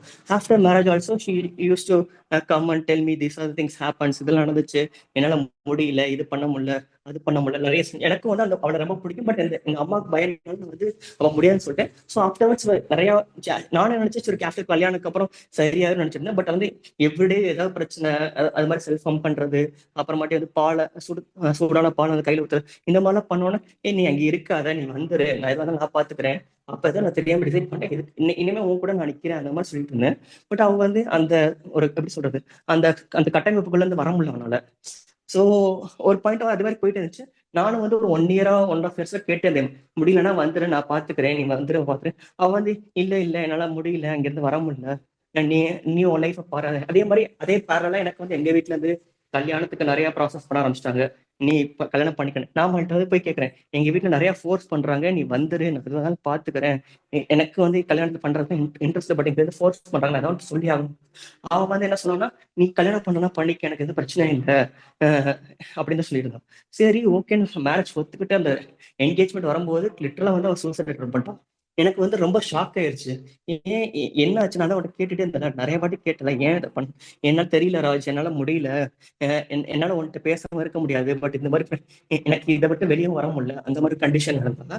ஸோ இது மாதிரி செகண்ட் அப்புறமாட்டி நான் நினைச்சேன் ஆஃப்டர் என்கேஜ்மெண்ட் நான் வந்து மேரேஜை வந்து ஒரு 9 months 10 months டிலே பண்ணி வச்சிருந்தேன் மேரேஜ் டேட்டை வந்து. ஸோ இந்த ப்ராசஸ் வந்து நான் வந்து முடிவு பண்ணிட்டேன், சரி என்னன்னா பரவாயில்ல, ஒரு வாட்டி நம்ம தப்பு பண்ணிட்டோம், அப்போ கூட நிக்கல, இப்போ வந்து அவரோட சுச்சுவேஷன்ல ஏன் இப்படி பண்ணான்னு சொல்லிட்டு நிறைய பேக்ரவுண்ட் ஸ்டடி பண்ணும்போது மோஸ்ட் அப்ரஸ்ட் பர்சனாக இவ தான் இருந்திருக்கா. சின்ன வயசுல இருந்து ஒரு எமோஷனல் இஷ்யூஸ், அவங்க அப்பா அம்மா ப்ராப்பரா வந்து கேர் பண்ணிக்கிறதுனால அவளுக்கு வந்து ஒரு லோன்லினஸ் ஃபீல் பண்ணி நிறைய ப்ராப்ளம்ல அவளே வந்து உள்ள போயிட்டு பண்ணிருக்கா. ஸோ எனக்கு இந்த ஒரு சுச்சுவேஷன்ஸ் வரும்போது இந்த ஃபேமிலியால் அவதானு பார்க்கும்போது எனக்கு ஒரு உயிர் தான் முக்கியமா இருந்துச்சு. சரி, எனக்கு அவளை ரொம்ப பிடிக்கும், சரி நானே பார்த்துட்டு எது வந்தாலும் ஃபேஸ் பண்ணிக்கலாம்னு சொல்லிட்டு நான் வந்து என்ன பண்ணேன், ஓகே நான் எப்படியாவது மேரேஜ் ஸ்டாப் பண்ணுறேன்னு சொல்லிட்டு ஒரு 6 monthsக்குள்ள நான் எங்க வீட்டில் வந்து பிளான் பண்ணி எங்க அம்மா கிட்ட பேசி எல்லாத்தையும் பேசி எங்க வீட்டு சைடு எல்லா ப்ராப்ளமும் நான் சால்வ் பண்ணிட்டேன். ஆனா அதே மாதிரி இது வந்து ஒரு ஆகஸ்ட் மந்த் ஆக்சுவலா வந்து என்கேஜ்மெண்ட் வந்து லாஸ்ட் இயர் பிப்ரவரி மந்த் நடந்துச்சு. நான் ஆகஸ்ட் மந்த்ல இந்த ப்ராப்ளம் வந்து பீக்கு வந்துச்சு. அந்த பீக்ல வந்து அந்த பொண்ணுகிட்ட என்கேஜ்மெண்டோட பொண்ணுகிட்டே வந்து நான் பேசி புரிய வச்சு அவங்களும் வேண்டாம்னு சொல்லிட்டாங்க, நாங்களே வேண்டாம்னு முடிவு பண்ணிட்டோம். அதே மாதிரி வீட்லயும் பேசி அந்த மேரேஜை வந்து ஸ்டாப் பண்ணியாச்சு. சரி நெக்ஸ்ட் நீ வா, ஓகே நீ இது பண்ணியாச்சு, நீ ப்ராசஸ் பண்ணணும்னா அவனால வந்து இந்த ப்ராசஸ் இதுல இருந்து வெளியே வரணும்னு நினைக்கிறேன், ஆனால அவனால வரவே முடியல. ஸோ ஒரு பாயிண்ட் அவளுக்கு வந்து ஒரு டைம் எடுத்து நீ எனக்கு எவ்வளவு டைம் வேணுமோ எடுத்துக்க. ஸோ வந்து ஆகஸ்ட் முடிஞ்சு செப்டம்பர், அக்டோபர், நவம்பர், டிசம்பர் வரையும் வந்துட்டான். நவம்பர்ல வந்து அவன் ஆக்சுவலா போய் சொல்லிட்டா வீட்டுல. அப்ப அந்த ஆகஸ்ட் மந்த்ல தான் வந்து ஆக்சுவலா மேம மீட் பண்ணேன் ஃபர்ஸ்ட். இந்த மாதிரி சூசைடல் தாட்ஸ் இருக்கு, செல்ஃப் ஹார்ம்லாம் பண்ணிட்டு இருக்கான்னு சொல்லிட்டு அப்ப வந்து மேம மீட் பண்ணும்போது தான் வந்து she is in depression. So அவளுக்கு வந்து டேப்லெட்ஸ் போட்டு கொஞ்சமா சரி பண்ணி கொண்டு வந்துட்டான் அந்த மாதிரி. ஸோ அவளும் வந்து அப்ப வந்து அவ வீட்டுல சொல்றது ரெடியாவே இல்லை, பட் என்னை விட்டுட்டு அவனால இருக்க முடியல. ஸோ என்ன பண்றது, அதுக்கு அடுத்து வந்து எப்படியோ கொஞ்சம் கொஞ்சமா கொஞ்சம் க்ரோத் ஆகி போயிட்டு இருக்கா. ஒரு பாயிண்ட்ல வந்து வீட்லயும் சொல்லிட்டா. சொன்ன உடனே இங்க வந்து வீட்டுல இருந்து கூட்டிட்டு வந்து இப்போதைக்கு கிட்டத்தட்ட ஹவுஸ் அரெஸ்ட் பண்ணி வச்சிட்டாங்க. ஆல்மோஸ்ட் லைக் டிசம்பர்ல இருந்து ஜான்வரி மந்த் வரைக்கும், almost December 25th, almost like December 14th something வந்து வீட்டுக்கு கூட்டிட்டு போயிட்டாங்க. கூட்டிட்டு போய் இவளை வந்து அடைச்சு வச்சு போனெல்லாம் பிடுங்கி அடிக்கிறது, அபியூஸ் பண்றது, நீ இதெல்லாம் பண்ணக்கூடாது, அது பண்ணக்கூடாது, நீ இப்பெல்லாம் முடிவெடுக்க தப்புங்கிற மாதிரி சொல்றாங்க. பட் ஆனா இவளோட தாட் ப்ராசஸ் எப்படி இருக்குன்னா, அடி வாங்குறதெல்லாம் இவ, அபியூஸ் வாங்குறதெல்லாம் இவ. ஆனா இவன் வந்து அவங்க அப்பா மேல எமோஷன் கணக்கா இருக்கா. அவங்க அப்பாவும் நினைக்கிறான் நான் இந்த மாதிரி பண்ணாலதான் வந்து எங்க அப்பா எவ்வளவு கஷ்டப்படுறாங்க, எங்க அப்பா அழுகுறாங்க, என்னால அதை தாங்க முடியல. சோ எப்படி சொல்றது, ஒரு அபியூசிவ்ல குடும்பத்துல வாழ்ந்தவங்க கடைசி வரைக்கும் அந்த அபியூசிவ்லதான் ட்ராமாலே சிக்கிட்டு இருப்பாங்களா, அந்த மாதிரி வந்து ஒரு எமோஷனல் கனெக்டா வந்து அங்கேயே சிக்கிட்டு இருக்கா. அவளுக்கு வந்து வரணும்னு ஆசை இருக்கு, ஆனா அவனால அந்த ஸ்டெப் மாதிரி எடுத்து வைக்க முடியல. ஃபார் எக்ஸாம்பிள், எனக்கு வீட்டை விட்டு வெளியே வந்துடும் தோணுது, ஆனா என்னால அதை பண்ண முடியல. நீ என்ன வேணாலும் சொல்லி நான் பண்றேன், என்னால வீட்டை விட்டு மட்டும் வெளியே வர முடியல. தானா நான் எல்லா ப்ராசஸும் நான் பாத்துக்கிறேன், நான் ஃபேஸ் பண்ணிக்கிறேன், எந்த லீகலா இருந்தாலும் நான் பாத்துக்கிறேன்னு சொல்லிட்டு இருந்தேன். பட் அவனால வந்து எக்ஸாக்டா அந்த ஸ்டெப் அவனால எடுத்து வைக்கவே முடியல. ரொம்ப எமோஷனலா, எப்படி சொல்றது, எமோஷனல் ஸ்ட்ரக் ஆகிட்டான். ஒரு ட்ராப்ல மாட்டிட்டாங்கிற மாதிரி தான் சொல்ல முடியும். அந்த ட்ராப்ல மாட்டிட்டு அவனால வெளியே வரவே முடியல. எனக்கும் வந்து ஒரு அபியூஸ் நடந்துட்டு இருக்கு, ஒரு டொமஸ்டிக் வயலன்ஸ் நடந்துட்டு இருக்கு. என்னாலே போய் கம்ப்ளைண்டோ பண்ண முடியல, since like we are not இந்த சேம் ஃபேமிலிங்கிறனால. ஸோ அதுக்கடுத்து இது எப்படி நெக்ஸ்ட் ப்ராசஸ் பண்ணி கொண்டு வர முடியும்னு தெரியல. அதே மாதிரி இந்த இன்பிட்வீன்ல எனக்கு எப்பெல்லாம் சான்ஸ் கிடைக்குதோ நான் இப்பெல்லாம் என்கிட்ட தான் எல்லாத்தையும் அப்டேட் பண்ணிட்டு இருப்பான். ஸோ அந்த பாயிண்ட்ல வந்து மேம் கிட்ட ஒரு நாளைக்கு ஒரு நாள் அப்பாயின்மெண்ட் போட்டு அன்னைக்கு அவனால அட்டன் பண்ண முடியல. மறுபடியும் ஒரு சான்ஸ் கிடைச்சிச்சு, நாங்கள் அப்பாயின்மெண்ட் ஃபிக்ஸ் பண்ணிட்டு இந்த மாதிரி பேசணும். Ma'am is ready to help us, அதுதான். சோ இதுதான் நடந்திருக்கு. அவளை எப்படி வெளியே கூட்டு வர முடியும்னு எனக்கு சுத்தமா ஐடியா இல்ல. சுருக்கமா சொல்லணும்னா ராஜ் அப்படின்றவருக்கு இன்னொரு நித்யா அப்படின்ற பெண்ணோட ஒரு காதல் ஏற்பட்டுச்சு. ஆனா அவங்க வந்து அவங்க ஜாதியில திருமணம் பண்ணிருக்காங்க, 2 வருஷம் ஆச்சு. ஆனா ஷீஸ் நாட் ஹாப்பி. ஆனா அவங்க நம்ம சமூகத்திலே இருக்க மாதிரி அந்த பெண்களுக்கு வந்து ஒரு தயக்கம் இருக்கும் இல்லையா, அந்த டிவோர்ஸ் அப்படின்றது ரொம்ப மிகப்பெரிய ஸ்டெப். அவங்க என்ன பேசுவாங்க, என்ன வார்த்தைகள் யூஸ் பண்ணுவாங்க அப்படின்னு அப்படியே இருந்து அவங்களை கொஞ்சம் கொஞ்சமா மாத்தி அவங்க டிவோர்ஸ்ன்னு போய் சொல்லும் போது ஹவுஸ் அரெஸ்ட்ல இப்ப இருக்காங்க. அவங்கள டெய்லி அடிக்கிறது, அவங்க மெசேஜஸ் பாக்குறது, அப்புறம் அவங்க டெய்லி ரிலேட்டிவ்ஸ் வந்து எமோஷனலா வந்து அவங்க பிளாக் இன்னும் மேனிபுலேட் பண்றது, கால்ல விழுறது, இதெல்லாம் நடந்துட்டு இருக்கு. ஆனா அந்த பொண்ணு 100% தெரியும், அவங்களுக்கு வந்து ராஜ் இல்லாம வாழ முடியாதுன்னு அவங்க 99% சொல்லிட்டாங்க. இந்த பையனோட வாழவே முடியாதுன்ட்டாங்க அவங்க, அந்த கல்யாணம் ஆன ஆளோட. இப்ப வந்து நான் கொளத்தூர் மணி ஐயா கிட்ட பேசும்போது இப்ப வந்து நான் இன்வால்வ் ஆக முடியாது, ஏன்னா எனக்கு கான்ஃபிடென்ஷியாலிட்டி இஷ்யூஸ் இருக்கு as a psychiatrist.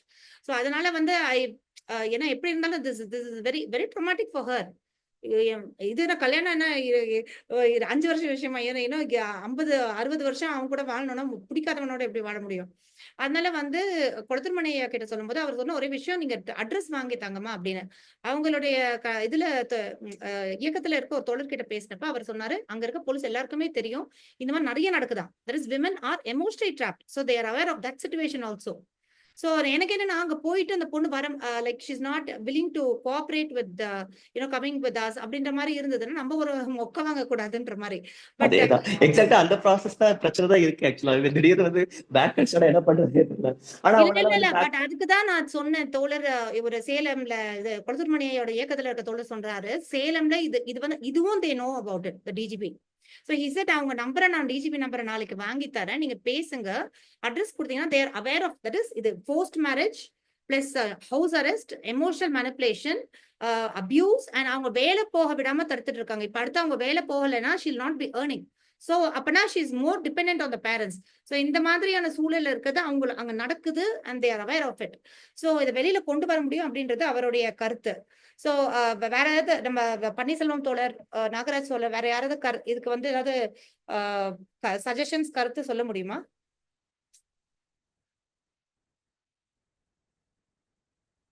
வணக்கம் தோழர். என்னன்னா தோழர் இதை சொல்லும்போது அவங்க ஆக்சுவலா வந்து இந்த மாதிரி பிரச்சனை வரும்போதுல பெண்களே வந்து அவங்க ஒரு படிச்சிருப்பாங்க. எனக்கு கட்டாயமா உங்களுக்கு தெரிஞ்சிருக்கு. போலீஸ் ஸ்டேஷன் போறதோ இல்ல இந்த மாதிரி புகார்கள் ஏதோ கொடுத்துருக்காங்கிற விஷயமும் உங்களுக்கு கட்டாயமா தெரிஞ்சிருக்கு. காவல் நிலையத்துல இவரை கூட காவல் நிலையத்துல போய் புகார் கொடுக்கலாம். பாதி ராஜே கூட போய் சேலம் காவல் நிலையத்திலோ இல்ல அவர் குடியிருக்கிற காவல் நிலையத்திலோ புகார் கொடுக்கலாம். இது மாதிரி நாங்க 2 பேரும் பழகிட்டு இருந்தோம், பேசிட்டு இருந்தோம், இப்ப அவங்க ஹவுஸ் அரெஸ்ட் பண்ணிக்கான்னு சொன்னா போலீஸ் ஸ்டேஷன் கட்டாயமா அவங்களுக்கு வந்து சம்மன் கொடுத்து திரும்ப போஸ்ட் மேரேஜும் பண்ணிருக்காங்க.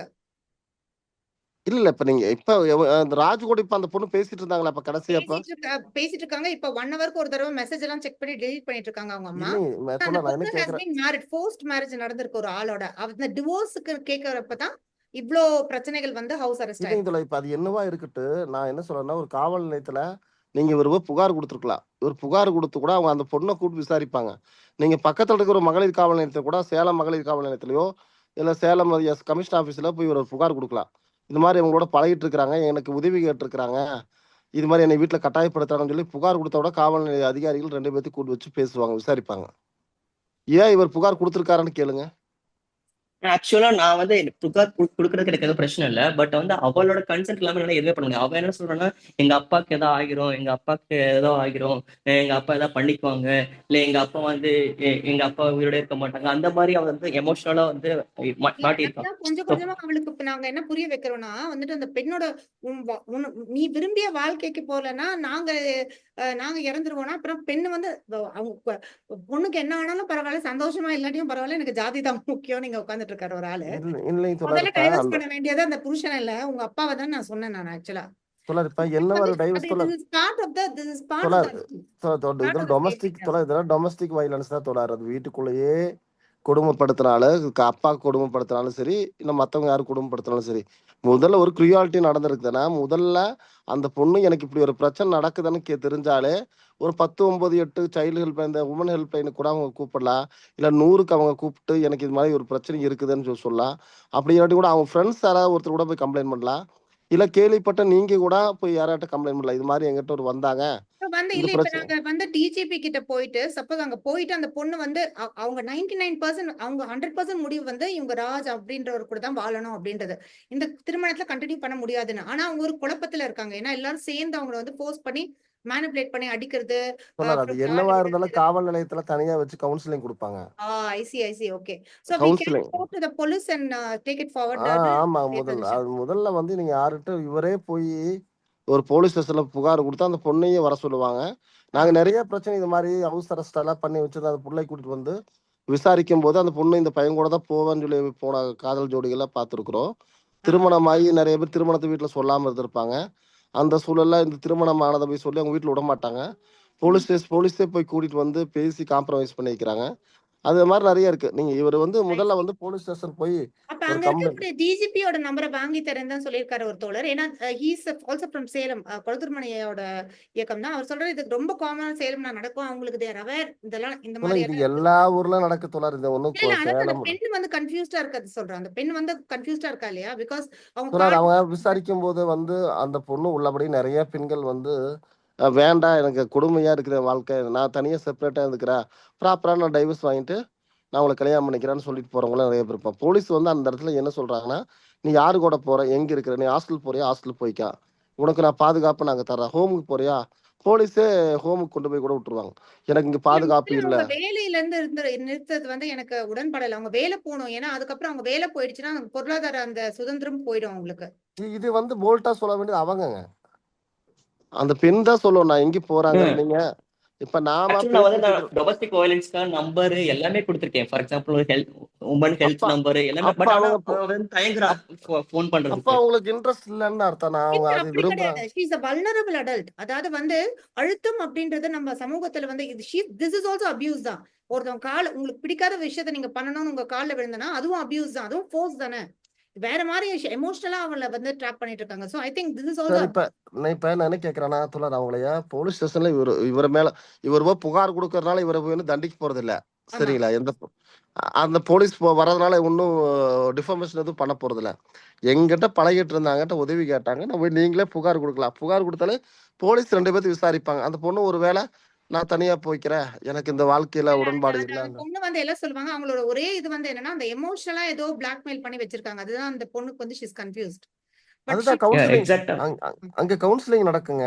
அந்த பொண்ணு வந்து அங்க வந்து போலீஸ் அவங்களுக்கு அந்த இது அஷூரன்ஸ் கொடுப்பாங்க. ஒன்றும் பயப்படாத, தைரியமா இரு, என்ன நடந்ததுன்னு சொல்லு, உங்களுக்கு ஹெல்ப் பண்ணுவான்னு சொல்லுவாங்க. ஓகே நீங்க வெரி பொதுவா நம்ம நாளைக்கு வந்து அந்த டிஜிபி நம்பர் ஹையஸ்ட் பர்சனோட நம்பரை வந்து அவர் தோழர் கிட்ட வாங்கி ராஜ் கபூர் கிட்ட நான் கொடுத்துடுறேன். அப்புறம் அவரே அதை ப்ரொசீட் பண்ணலான்றது உங்களுடைய. ஆமா, அது நீங்க ஒரு டிஜிபி லெவல்லாம் போக வேண்டியது இல்லைங்க. நேரா போலீஸ் ஸ்டேஷன், ஆளுமன் போலீஸ் ஸ்டேஷன். நம்பர் வச்சிருக்காரு, நம்ம யூஸ் பண்ணிக்கலாம் அவர் நம்பர். ஆளுமன் தொழார் ஏதோ ஒரு ஆளுமன் போலீஸ் ஸ்டேஷன் போனாலே உடனே ஹெல்ப் பண்ணுவாங்க தொழார். இல்ல அது சரி. ஆனா அதுக்கு நிறைய வேலை இருக்கும். டிஜிபின்னு டைரக்டா வந்துட்டு கொஞ்சம் பயப்படுவாங்க. அப்புறம் பேரண்ட்ஸும் கொஞ்சம் பயப்படுறதுக்கு சான்ஸ் இருக்கு. அங்க கொடுத்து வரக்கு லேட் ஆகும் லெட்டர். நீங்க இங்கே கொடுங்க. டீம் தான் அவங்க நிறைய இதை டீல் பண்ணிட்டு இருக்காங்களாமே. பண்ணலாங்க தொழார். அது ஒன்றும் நிறைய பண்றாங்க. நான் சொல்றேன்னா நாங்க நிறைய பார்த்துருக்கிறது மாதிரி. நீங்க ஒண்ணுமில்ல. நீங்க டிஜிபி ஆபீஸ்ல புகார் கொடுத்து கூட அது உடனே ஃபார்வர்டு பண்ணி விசாரிப்பாங்க. நீங்க அவ்வளவு மெயில் கூட நீங்க போடலாம். உடனடியா மெயில் போட்டா இப்பெல்லாம் வந்து cyber crime police online WhatsApp கம்ப்ளைண்ட்லாம் இருக்குது. நீங்க ஒவ்வொரு டிஸ்ட்ரிக்ட் ஒரு கம்ப்ளைண்ட் இருக்கு. சிஎம் செல்ல கூட கம்ப்ளைண்ட் போடலாம். ஆமா, வாட்ஸ்அப் நம்பர் இருக்குது. இப்போ நீங்க போட்டீங்கன்னா உடனே உங்களுக்கு போலீஸ் வந்து வெரிஃபை ஃபார்வர்டு பண்ணுவாங்க அந்த கன்சர்ன் ஸ்டேஷனுக்கு. ராஜ் கபூர் அப்படின்றவர் சிஎம் செல்ல கூட he can complain இல்லையா? எல்லா இடத்துல கொடுக்கலாங்க தொழார். உடனே வேலை நடக்கணுமானா நேரா ஆளுமன் போலீஸ் ஸ்டேஷன் போங்க. இல்ல அங்க கன்சர்ன் எஸ்பி கமிஷனர் இருப்பாங்க பாத்தீங்களா, அங்க போய் ஒரு கம்ப்ளைண்ட் கொடுத்தா 2 பேர்த்தையும் கூட்டு விசாரிப்பாங்க. சரி. அப்போ எது என்ன இருக்காங்கிறது அந்த பொண்ணு ஒருவேளை வில்லிங்கா இருந்தா தான் செப்பரேட்டா போறாங்க, இல்ல இவங்க கூட வர்றாங்க, இல்ல அவங்களோட போறாங்கிறது ஏதோ ஒரு முடிவு சொல்லுவாங்க. இல்ல அவங்க முடிவுல தெளிவா இருக்காங்க. ஆனா அந்த ஒரு தயக்கம் இருக்குல்ல, ஒரு பெண்ணாலே ஒரு ஒரு அடிமைப்படுத்தப்பட்ட ஒரு சூழல்ல இருந்து வந்த ஒரு பெண் வந்து அதை ஃபுல்லா அந்த அடிமைத்தனத்துல இருந்து வெளில வருதுன்றது ரொம்ப ஒரு பெரிய விஷயம் இல்லையா? சரி ஓகே. நாளைக்கு அந்த டிஜிபி நம்பர் வாங்கி நான் இப்ப ராஜ் கபூர் தோழர்கிட்ட கொடுத்துடுறேன். அப்புறம் அவர் ப்ரொசீட் பண்ணட்டும் அதை. வேற ஏதாவது கருத்துக்கள் தோழர்கள் சொல்றதுக்கு இருக்கா? இல்ல நம்ம முடிச்சுக்கலாமா? ஏன்னா 1 hour நான் கரெக்டா முடிக்கணும் அப்படின்னு பாத்துட்டு இருக்கேன். எல்லாருக்கும் வேலை இருக்குன்னு. இல்லாட்டி அடுத்த அடுத்த செஷன் யாரும் வரமாட்டாங்க 1.5 hour எல்லாம் போச்சுன்னா. ஓகே தோழர், மகிழ்ச்சி மகிழ்ச்சி. ரொம்ப நன்றி. எனக்கு நான் சரியா பேச முடியல, உடம்பு சரியில்லைங்கிறனால பேச முடியல. நாகராஜ் தோழர் லாஸ்ட் மினிட்ல வந்து எங்களை காப்பாத்தினதுக்கு நன்றி. பன்னீர்செல்வம் தோழர் காப்பாத்துறதுக்கு ஒரு ஆள் அனுப்புனதுக்கு நன்றி. நன்றி கலந்து தோழர்களுக்கு நன்றி. Raj, thank you for joining us. Thank you for Tomorrow I'll connect after I speak to that அந்த DGP நம்பரே வாங்கி கொடுத்துறேன் உங்களுக்கு. Then you you can take it forward. Okay ma. Thank you. Sure. Thank you all. Bye. Thank you.